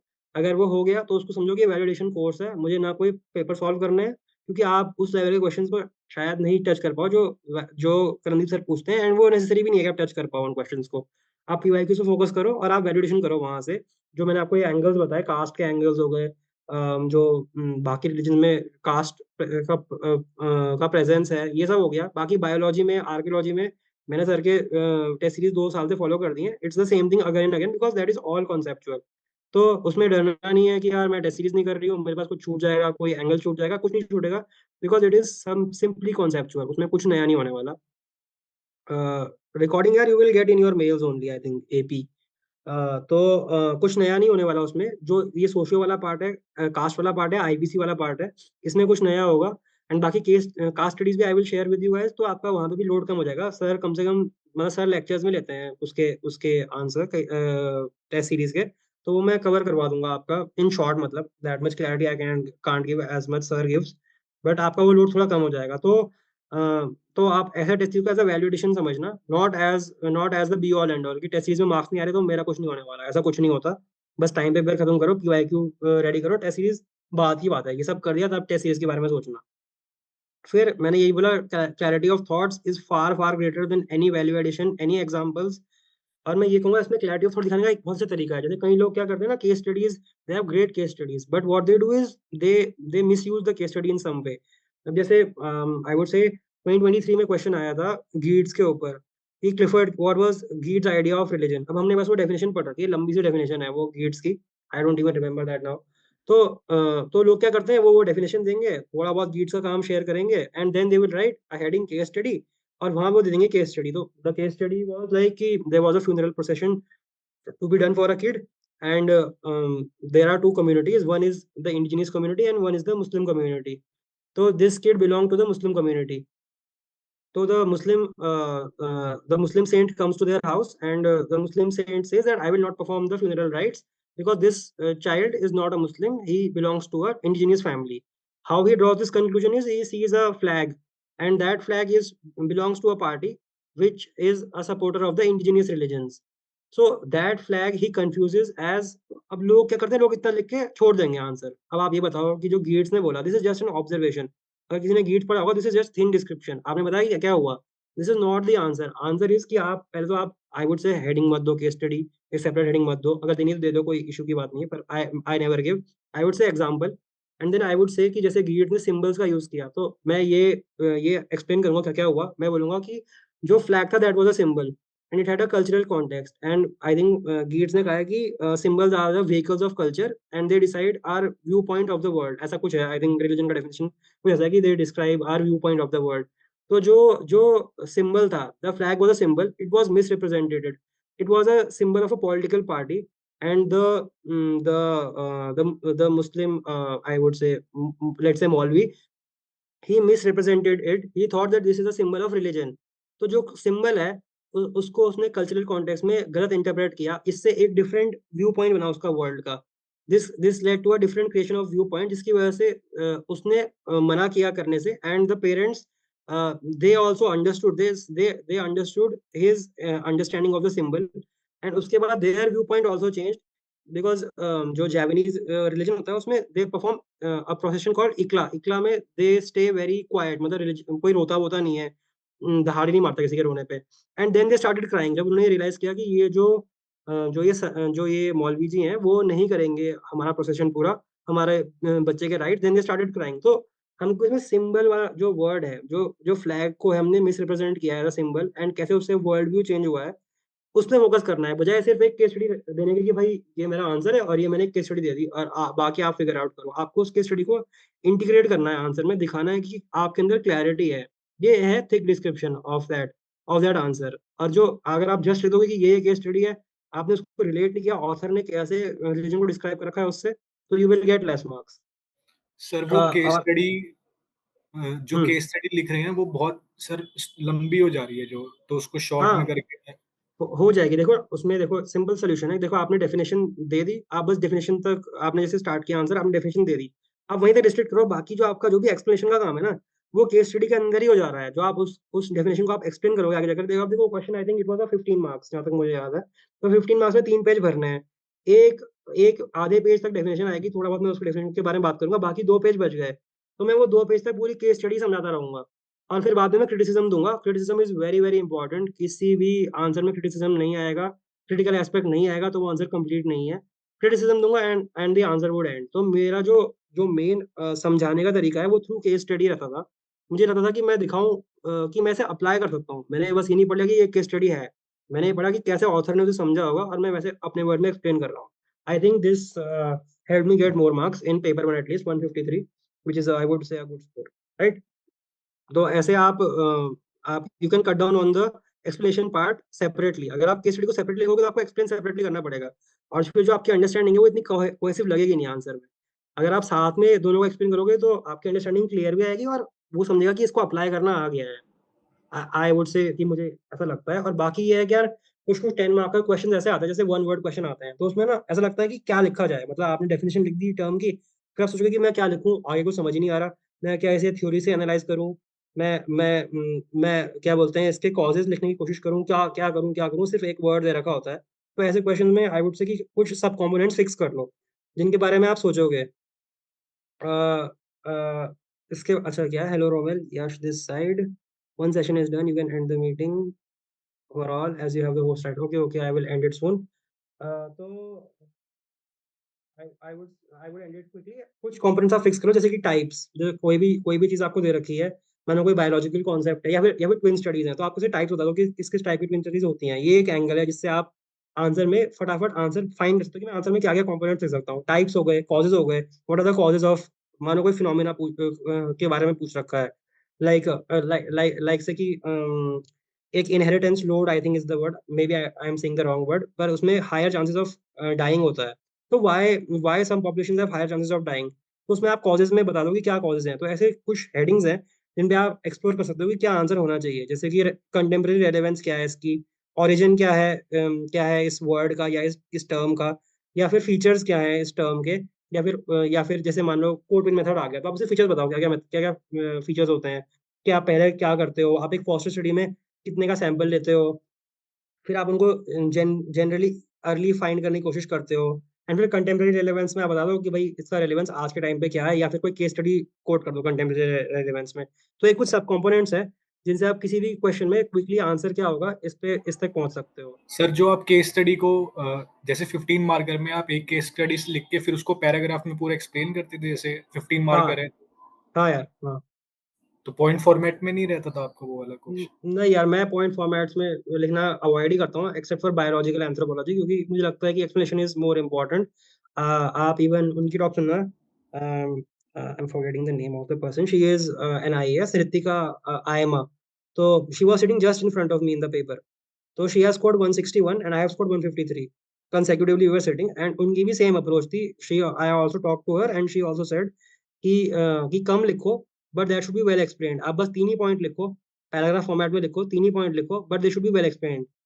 तो that is the template which many people are following. तो आप भी इस पे देख सकते हो, मैंने तो यही फॉलो किया, तो आई वुड से कि this is a good template. बाकी अगर आप कुछ कंक्लूजन्स और इंट्रोडक्शंस के लिए टेम्पलेट्स रेडी कर देना, वो तो बेसिक्स ही आपको पता ही है कि क्या क्या होने चाहिए, कि कैसे अगर किसी स्कॉलर पे आया तो मेरे पास क्या टेम्पलेट होगा इंट्रोडक्शन करने के लिए, ताकि आप क्विकली आंसर लिख सको। किसका बताया सर आपने? रितिका वर्मा, क्या नाम? Ritika Aima, AIMA, I think 33 rank है उनकी, क्या रैंक है। तो फ्लो चार्ट्स एंड डायग्राम्स में ज्यादा ऑब्सेस नहीं करना, डायग्राम्स नहीं बन रहे कोई बात नहीं, एक सिंपल स्कल का डायग्राम याद कर लो, और टूल का डायग्राम तो यार कोई बना सकता है, मतलब उसमें ट्राइंगल ही बनाने हैं। हैंड एक्सेल आप एक ट्राइंगल बनाओगे, क्लीवर के लिए उल्टा ट्राइंगल बना दोगे थोड़ा सा बड़ा करके, तो ज्यादा लोड नहीं लेना कि डायग्राम परफेक्ट नहीं आ रहे, डायग्राम नहीं बन रहे। फ्लो चार्ट वगैरह कुछ नहीं बनाने हैं एंथ्रो में, GS का पेपर नहीं है, वैल्यूडेशन फ्लो चार्ट डायग्राम से नहीं होगी। थोड़े बहुत मार्क्स मिल सकते हैं, डायग्राम के कोई मार्क्स होते नहीं है, डायग्राम इज जस्ट एडिशन, आधा मार्क मिल सकता है ज्यादा। और वो भी मैंने तो डायग्राम बहुत ही कम बनाए थे लास्ट ईयर भी, इस ईयर भी। लास्ट ईयर तो it did not impact in any way, I think I scored well. तो डायग्राम्स में ज्यादा लोड मत लेना कि डायग्राम नहीं बना पा रहा हूँ, या डायग्राम ज्यादा टाइम वेस्ट मत करना, बहुत ही बेसिक स्केच बनाना अगर बनाना है तो। बाकी सर अगर कोई कंपलसरी 10 मार्कर जैसे फंसता है, जैसे फॉर एग्जांपल पेपर 2 में इस बार पूछ लिया था कि डिस्क्राइब ILOs कन्वेंशन नंबर 169, तो वो 10 मार्कर कंपलसरी को उसको कैसे हैंडल करें जो बिल्कुल भी नहीं पता जिसके बारे में? यार देखो, मेरे साथ तो ऐसा हुआ नहीं, जैसे अब देखो मेरे लिए कम्प्लीटली ILO तो नहीं था unknown, I knew about ILO, ये सर के नोट्स में भी है, लगिमा मैम के नोट्स में भी है।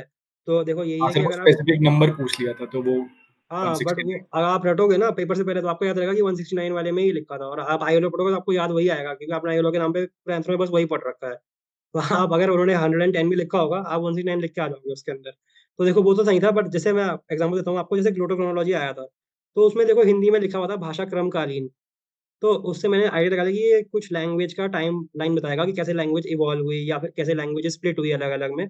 तो मैंने उससे आंसर बनाया। अब जैसे एक और था बफर जोन, तो यार देखिए अगर आपने जितना कॉम्प्रिहेंसिवली रीड किया होगा ना, आप उतना इंटरलिंक कर पाओगे। अब इस बार बफर जोन का आया था, तो मुझे उन्होंने लिखा था BK Roy Burman concept of buffer zone. मुझे था कि बीके रॉय बर्मन ने फॉरेस्ट में काम किया है, has to be something with forest. और मुझे लगा कि बफर जोन का जो कॉन्सेप्ट है, अगर अगर आप लगाओ कि बफर्स क्या होंगे, दो लोगों के बीच की बाउंड्रीज, राइट। तो अगर आप एथनिसिटी का वो रखोगे कॉन्सेप्ट, तो अगर किसी ने पढ़ा होगा, आई थिंक फ्रेडरिक बार्ट्स का आइडिया जो है, ethnic boundaries they are always changing, they are always negotiated ethnic boundaries. तो मुझे लगा था उस एंगल से भी देख सकते हैं, दो एंगल आ रहे थे मेरे पास उसमें दिमाग में, फॉरेस्ट का और एथनिक बाउंड्रीज का। I went with the forest angle because that seem to be safe. उसका आंसर एक्चुअली था कि दोनों को कंबाइन करना था। जो बीके रॉय बर्मन था, उन्होंने बार्थ के आइडिया को लेकर के बफर जोन का आइडिया बनाया था for forest and tribals. But वही है कि इंटरलिंकेज की बात है, मैंने वहाँ इतना रिस्क नहीं लिया, और ना मैं इंटरलिंक कर पाया कि ये दोनों भी साथ में इंटरलिंक हो सकते हैं। बट ये आप जितना पढ़ोगे ना, आपको पता होगा बीके रॉय बर्मन ने एमएफपी पे काम किया है, उसने फॉरेस्ट राइट्स पे काम किया है, तो आंसर फॉरेस्ट में ही कहीं छुपा होगा बफर जोन के ऊपर। लग भी रहा है बफर जोन क्या होगा यार, फॉरेस्ट के बीच का और नॉर्मल पॉपुलेशन के बीच का एरिया कुछ ऐसा हो सकता है शायद। तो आपने जितना पढ़ा होगा वहां से डेट कर पाओगे। बाकी यार जो कंप्लीट बाउंसर है, उसमें तो कोई फर्क नहीं पड़ता, कंप्लीट बाउंसर है तो आप क्या बोलते हैं, स्किप कर सकते हो। मैं स्किप भी थोड़ा बहुत लिखा उसके बारे में, एंड बाकी सब लोग भी यही करेंगे। पर मैं ये कह रहा हूँ कि अगर आपके पास नॉलेज है ना, तो आप जैसे इवन 23 में आया था कि उत्तराखंड की केव्स के ऊपर लिखो, तो मुझे एक ही केव याद रहती थी, वो भी अब तो मैं वो भी भूल गया, जो अल्मोड़ा के पास हम पढ़ते हैं I think art and culture में, वही याद थी। उससे मैंने लेकर के केव्स के ऊपर बेसिक बना दिया। क्या ज्योमेट्रिकल फॉर्मेट में लिखा हुआ है, यूनिटी दिखाता है, एनिमल्स के साइन है, राइट्स दे पसाज के ऊपर हो सकता है, क्योंकि मैंने डीके भट्टाचार्य सर के वो पढ़ा थे लेक्चर ऑन केव आर्ट, तो मैंने उसको बना दिया। अब उत्तराखंड में कोई अलग केव आर्ट तो हुई नहीं होगी, सेम ही केव आर्ट हुई होगी, उसका रेलेवेंस सेम ही होगा। तो आंसर आप वहां बना सकते हो बैठ करके। यही होता है कि आपने कितना वाइड पढ़ा है और आप कैसे उसे फटाक से लिंक करते हो पेपर के बीच में। बाकी यार कंप्लीटली अननोन आएगा तो वो सबके लिए बराबर है, उसमें कोई टेंशन की बात नहीं है, नहीं आया तो नहीं आया। पर देखो इसमें हाँ बोल। सर पेपर 2 में ना बहुत ही जीएस टाइप आंसर्स लिख रहा हूँ अभी, पता नहीं उसमें वो तो उसको एनरिच कैसे करूँ, उसमें वही 121 उसमें ही रुक जा रहे हैं, तो उसको पेपर 1 में तो चलो थिंकर डाल के ये डाल के कुछ भी करके हो जाता है, बट पेपर 2 में सर कैसे आपने एनरिच? आपने ये वाला पेपर लिखा क्या इस बार वाला? आप 24 में मेंस देखा आपने? नहीं सर लिखा नहीं है, अभी घर पे ही है। अच्छा, नहीं यार देखो, अगर 24 के मेंस को देख के आप बोल रहे हो कि बन रहा है, तो यार तो पेपर ही जीएस टाइप का उन्होंने बना रखा है, तो उसको एंथ्रो टाइप का बनाना इज डिफिकल्ट। मुझे भी डिफिकल्टी वहाँ एग्जाम हॉल में फेस हुई, तो ये तो है ही। बट यार देखो, इसमें यही तरीका हो सकता है, आप कास्ट स्टडीज जो जो ऑथर्स ने करी है उनको डालो, ट्राइबल में आप ट्राइबल केस स्टडी डालो। बाकी और पॉसिबिलिटी नहीं है। अगर वो क्वेश्चन पैसा पे पूछेगा, तो आपको पैसा के प्रोविजन तो लिखने ही पड़ेंगे। अब वो जीएस में पैसा के प्रोविजन सेम रहेंगे, एंथ्रो में भी सेम रहेंगे, आपकी डेप्थ ज्यादा होगी। तो आप जैसे मंदार भट्टी सर के आप नोट्स दोगे, तो उन्होंने सेक्शन मेंशन कर रखे हैं, सेक्शन 3.1, सेक्शन 7A, ऐसे उन्होंने मेंशन कर रखे हैं सेक्शंस, तो आपकी वो डेप्थ दिखेगी। एंड अदर देन दैट आप कुछ ना कुछ केस स्टडी डाल सकते हो। बाकी आई ऑल्सो मतलब अग्री, या फिर शायद मुझे भी नहीं पता, बट हाँ ये प्रॉब्लम आती ही है और सबके साथ आती है। आप इवन लगिमा मैम के नोट्स देखोगे, आपको लगेगा यार मैम ने क्या जीएस टाइप के आंसर में रखे हैं, but she has scored I think 160 on the same notes because of this clarity of thought. आप उनके नोट्स देख लेना, आपको लगेगा यार क्या है, जीएस टाइप नोट बना रखे हैं मैम ने, मैम के कैसे आ गए। बट वही होता है कि जो उनकी क्लैरिटी ऑफ थॉट है, आप उसे इग्नोर करते हो, आप कंटेंट पे ध्यान देते हो। तो आई थिंक यार वही डिफरेंस बना सकता है। बाकी तो मुझे भी नहीं पता यार कि कैसे उसको कंप्लीटली जीएस से अलग बनाया जाए, so difficult class to do.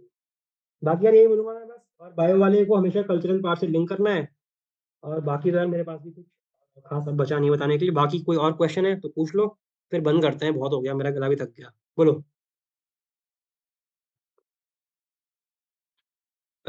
तो मुझे लग रहा है कोई क्वेश्चन नहीं है ना? ठीक है, फिर बाय बाय टाटा करें। सर टीसीपी यूटिलाइजेशन पे जो क्वेश्चन। टीसीपी यूटिलाइजेशन पे क्वेश्चन, तो दुर्गेश आप कैसे यूटिलाइज कर रहे हो टीसीपी को? मतलब आपको कहाँ लग रहा है कि कहाँ आप यूटिलाइज नहीं कर पा रहे हो, या कहाँ आपको लग रहा है कि ओवर हो रहा है? तो थोड़ा आप मुझे बताओ, तो मैं आपको सबसे आंसर बता पाऊंगा। टू टीसीपी सर, मैं मेरी जो मतलब लिमिट जो जहाँ कंप्लीट नहीं है जो चीज, उस यूज कर रहा हूँ मैं, जहाँ मेरे लैक्यूनेस है प्रिपरेशन में। ऐसा लाइक अभी तो मैं क्लासेस देख रहा हूँ, एथिक्स की क्लासेस देख रहा हूँ, क्योंकि वो एक एथिक्स तो नहीं हुआ है एंड ऑल। ठीक है, बट आप अगर कुछ बता पाए अपने एक्सपीरियंस से तो। यार देखो, मैं तो यही बोलूंगा, मेरा देखो फर्स्ट अटेम्प्ट था, तो आई had not a lot of idea कि कैसे चीज़ें होती हैं। तो मैंने तो मतलब टीसीपी पे ऑलमोस्ट ब्लाइंडली ही काम किया, जो जो टास्क किया वो करता था मैं। बाकी यार टीसीपी में कैसे एनालाइज करना है उसका, मतलब जो मुझे मोस्ट इफेक्टिव यूज होता है टीसीपी का, वो है कि जब आप अपनी प्रीलिम्स के, अगर prelims is a hurdle for you, मेरा फर्स्ट तो prelims always always seem to be a huge task.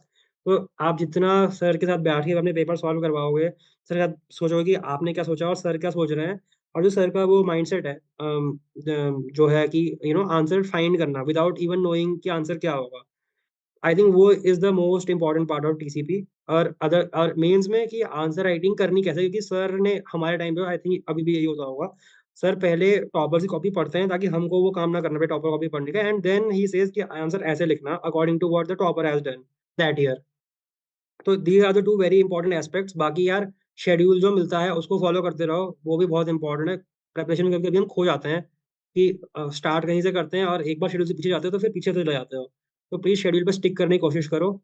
बाकी यार टीसीपी में आई वुड से यही है, टेस्ट सीरीज वगैरह देते रहो, सर को टेस्ट सीरीज दिखाते रहो, this is the best possible utilisation. बाकी आपको कोई स्पेसिफिक डाउट है तो आप ऐसे पूछ सकते हो, मतलब मेरा टीसीपी को ऐसा बहुत ही वैसा व्यू नहीं है, बिकॉज मैंने जस्ट उसे ब्लाइंडली फॉलो किया था। अच्छा, सर वो जो आप आपने स्ट्रेटेजी प्रीलिम्स के लिए क्वेश्चन सॉल्विंग स्ट्रेटेजी पे आप बोल रहे हैं? जी जी जी। तो यार आप लास्ट ईयर थे टीसीपी में दुर्गेश? नहीं सर, ये मेरा फर्स्ट टाइम है सर। अच्छा फर्स्ट टाइम है ना, तो आई एम फॉरगेटिंग यार अनिमेश सर, अनिमेश सर ने सेशन लिए थे लास्ट ईयर, इस बार भी आई थिंक वो लेंगे। एंड तो वो बताते हैं कि कैसे आप लॉजिकली आंसर तक रीच कर सकते हो। जैसे देखो यार, लास्ट टाइम मेरा रिजल्ट आया 16 अप्रैल को, है ना, आई वाज सेलिब्रेटिंग टिल 1 मई। मैंने तब पढ़ना शुरू किया, एंड ऑब्वियसली मैंने पहले पढ़ाई करी थी तो दैट हेल्प मी, बट मेरा mostly the paper was solved on logic base, मतलब जो पॉलिटी के इवन वाले क्वेश्चंस थे जो स्ट्रेट फ्रॉम द बुक आए, वही मुझे नहीं आते थे, बिकॉज मैंने ढंग से पढ़ा ही नहीं था। I was in that euphoria of selection. But मेरा संभव प्रीलिम्स क्लियर हो गया। तो वो यही है, और आपको लगता भी होगा कि कई लोग होते हैं they keep clearing prelims again and again and again and again and again. वो यही है कि वो उस लॉजिक पे काम करते हैं। तो वो लॉजिक डेवलप करने के लिए आप टेस्ट सीरीज अटेम्प्ट करो खूब सारी, पीवाईक्यू, पहले पीवाईक्यू करो, हमेशा PYQs are greater than test series. PYQ attempt करो, एक लॉजिक फाइंड करने की कोशिश करो। आई वुड से वो एप्टीट्यूड बनाने के लिए आप क्या बोलते हैं, पेपर सॉल्व करो, आप उस पेपर को फिर सर को दिखाओ, और आपको सर बताएंगे कैसे आप आंसर तक लॉजिकली पहुंच सकते थे। सेकेंडली, आप अनिमेश सर के लेक्चर्स देखो, आई थिंक बाद में आएंगे वो प्रीलिम्स के टाइम पे, अभी तो सब मेंस में ही फोकस नहीं यूजुअली। बाद में सर वो कराएंगे, सर से मांग लेना, क्या पता पहले ईयर अगर नहीं कराएंगे तो बोलना सर पिछले साल के भेज दो मुझे। और बाकी इवन जो वो है, आई एम फॉरगेटिंग यार, क्या अंडरस्टैंड यूपीएससी है ना, सत्यम, अंडरस्टैंड यूपीएससी तो है सत्यम जैन वाला, उसकी मैड सीरीज का लास्ट लेक्चर है, जो ये है कि the final lecture, the only lecture you need, that is also very good.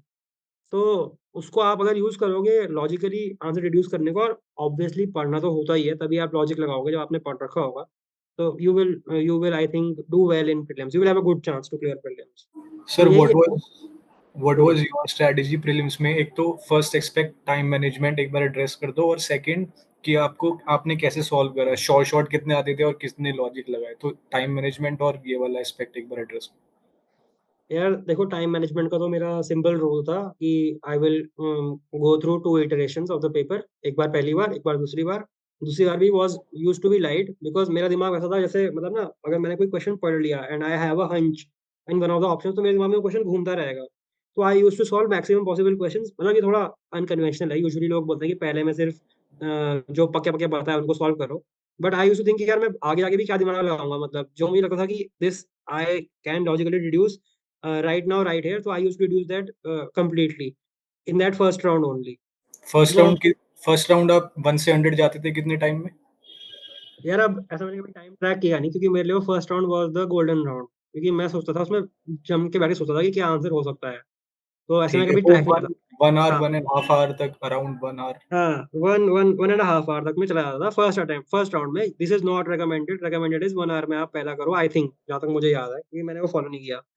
तो मेरा तो ये था कि 1.5 आवर तक करो, and then second would be very quick. तो सेकंड में मतलब मेरे आई थिंक फर्स्ट में ऑलमोस्ट 60% अटेम्प्ट हो चुके थे, एंड सेकंड में आई वुड जस्ट, जो मेरे मतलब थोड़ा कम हंच था जिनने मुझे, that I would attempt in the second attempt. And बाकी यार प्रीलिम्स के लिए स्ट्रेटेजी तो सिंपल ही है। आप इसमें हो, टीसीपी में हो, एपी आप?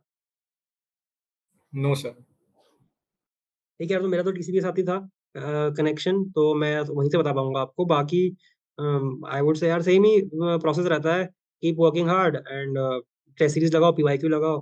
बाकी किसी के साथ डिस्कस कर लो, मतलब अगर if you don't want to join TCP for any reasons, तो आप कोई फ्रेंड ग्रुप, अगर आपका बस एक सीरियस फ्रेंड ग्रुप है, फालतू का फ्रेंड ग्रुप मत बनाना, क्योंकि मैक्सिमम लोग टाइम वेस्ट करने आते हैं प्रिपरेशन में। तो अगर आपके पास कोई सीरियस फ्रेंड ग्रुप है तो साथ में फिर डिस्कस कर सकते हो आंसर्स को, क्या आंसर्स होने चाहिए। इससे ज़्यादा तो यार मैं नहीं बता पाऊंगा, क्योंकि मैंने उसी से किया है टीसीपी से, तो I don't no much more कि कैसे अलग तरीके से कर सकते हैं। I'm asking for the D-Day strategy, मतलब कि कैसे सॉल्व। इस बार भी सेकंड राउंड में थोड़ा सा पैनिक हो गया था, तो रॉन्ग क्वेश्चंस नेगेटिव में चले गए थे। फर्स्ट राउंड तो कंप्लीट कर लिया था, बट सेकंड राउंड में बिल्कुल ही ऐसे मार के आ गए, लॉजिक वो गलत ही हो गए, 50-50 वाले भी नेगेटिव में चले। यार अब what differently you can do, तो यार वही है यार, मतलब आई थिंक जो लॉजिकल डिडक्शन की टेक्निक है वो इम्प्रूव करो। बाकी यार देखो, कुछ चीज़ें तो यार it's in the hands of gods also ना, कभी कभी जो 50-50 वाले होते हैं, अब वो किसी बंदे के क्यों गलत चले जाते हैं कंप्लीटली। यार देखो, मैं बोलूँगा जैसे मेरा सिलेक्शन हुआ तो इसमें मतलब I think 20% was luck at every stage, interview से लेकर के मेंस तक। तो अगर यार आपके 20 अगर आपके 50-50 वाले गलत हुए हैं तो don't go there with a heavy heart. हो सकता है maybe your preparation was right, तो भाई थोड़ा रिफाइन करने की कोशिश करो। अगर आपके 50-50 वजह के वालों की वजह से आपका सिलेक्शन रुक गया है, तो you are preparing in the right direction. थोड़ा सर से एक आध बार गाइडेंस ले लो, आई थिंक सर फ्री में थोड़ा हेल्प तो कर ही लेते हैं। सर आप एंड करंट अब अफेयर्स के बारे में बता सकते हैं प्लीज, मतलब किसी यार भी मैं के, या करंट अफेयर्स आप फॉलो कर सकते हैं? करंट अफेयर्स में मैं बस एक बात बोलूंगा, don't obsess over current affairs. 10-15 question आते हैं याद, वहां पे मुश्किल से 3-4 भी नहीं आते करंट अफेयर्स से। बाकी ऑल जी सर। मैं हमेशा यही बोलता हूँ कि फोकस ऑन लॉजिक। आप लॉजिक से करंट अफेयर के भी आंसर निकाल दोगे। जैसे ओके। अभी एक क्वेश्चन आया था, I I if I am remembering correctly, उस पर आया था, एक्सरसाइज हुई थी आई थिंक बांग्लादेश और इंडिया की, या किसकी हुई थी, आई डोंट रिमेम्बर। तो उसमें एक ऑप्शन दे रखा था कि म्यांमार। हाँ, एक्सरसाइज कहाँ हुई है, पुणे में स्पेसिफिक जगह दे रखी थी। तो आप क्वेश्चन को क्वेश्चन करो कि क्या यूपीएससी आपसे एक्सपेक्ट करता है कि आपको ये आना चाहिए, कि आपको पता होगी पुणे में कहाँ पे एक्सरसाइज हुई है, या पुणे में हुई एक्सरसाइज, इतना आपसे एक्सपेक्ट कर सकता है क्या यूपीएससी। और फिर आप ये समझो कि अगर वो एक्सपेक्ट नहीं करता तो आप उसे ट्रू ही समझो, स्टेटमेंट को वो सही ही होगा। यूपीएससी आपसे एक्सपेक्ट करता है कि यहाँ पे आपको वो बेवकूफ बनाए कि भाई वो हुआ पुणे में कहीं और उसने लिख दिया खड़गवासला में हुआ। तो इतना इतना डेप्थ में यूपीएससी नहीं जाता यूजुअली, दिस इज यूजुअल। हमेशा जो लॉजिक वाला होता है उसमें एक चांस होता है गलत होने का। तो आप ऐसे क्वेश्चन में आप क्वेश्चन को क्वेश्चन करो। हाँ, वो यूपीएससी कहाँ आपसे एक्सपेक्ट करता है कि आपको पता हो कि एक्सरसाइज का नाम है और इसके साथ हुई। तो उसने वहीं पे आई थिंक बांग्लादेश दे रखा था and the answer was Myanmar. तो वहां आपके साथ प्ले कर सकता है। तो ऐसे ही this is the one example यार, अभी मुझे प्रीलिम्स का कुछ भी याद ओके। नहीं है, आई कैन नॉट से, पर मैं कह रहा हूँ लॉजिक पे काम करो। Current affairs is very overrated. अब यार देखो, कभी 2016 वाला काम हो गया कभी कि भाई 50 क्वेश्चन आ गए, पर वो कभी की बात है। We have to always stick to the trend, जो ट्रेंड है हमारे पास वही एक इन्फॉर्मेशन अवेलेबल है। देखो यार, करंट अफेयर से ऐसा कुछ आता नहीं है, आता भी है तो कंटेम्प्रेरी अफेयर से आता है वो यूजुअली। और उसमें भी आप बहुत कुछ लॉजिक सॉल्व कर सकते हो। और याद करंट अफेयर में मतलब मैंने तो यार इवन शून्य पढ़ी थी, और शून्य तो इतनी रटने वाली होती है, फर्स्ट अटेम्प्ट में होता है ना, थोड़ा बहुत आदमी बेवकूफियां करता ही करता है।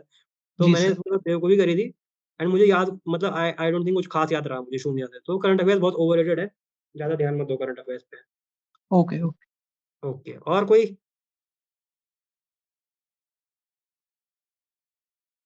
ठीक है दोस्तों, फिर 2 घंटे हो गए। अच्छा, कोई और बोल रहा है कुछ? कोई नहीं बोल रहा ना? ठीक है, फिर मैं मीटिंग एंड कर रहा हूँ। Okay, bye bye, have a good night, good thank you evening, sir. Keep working hard guys. ठीक है, bye bye, thank you guys, thank you, bye bye.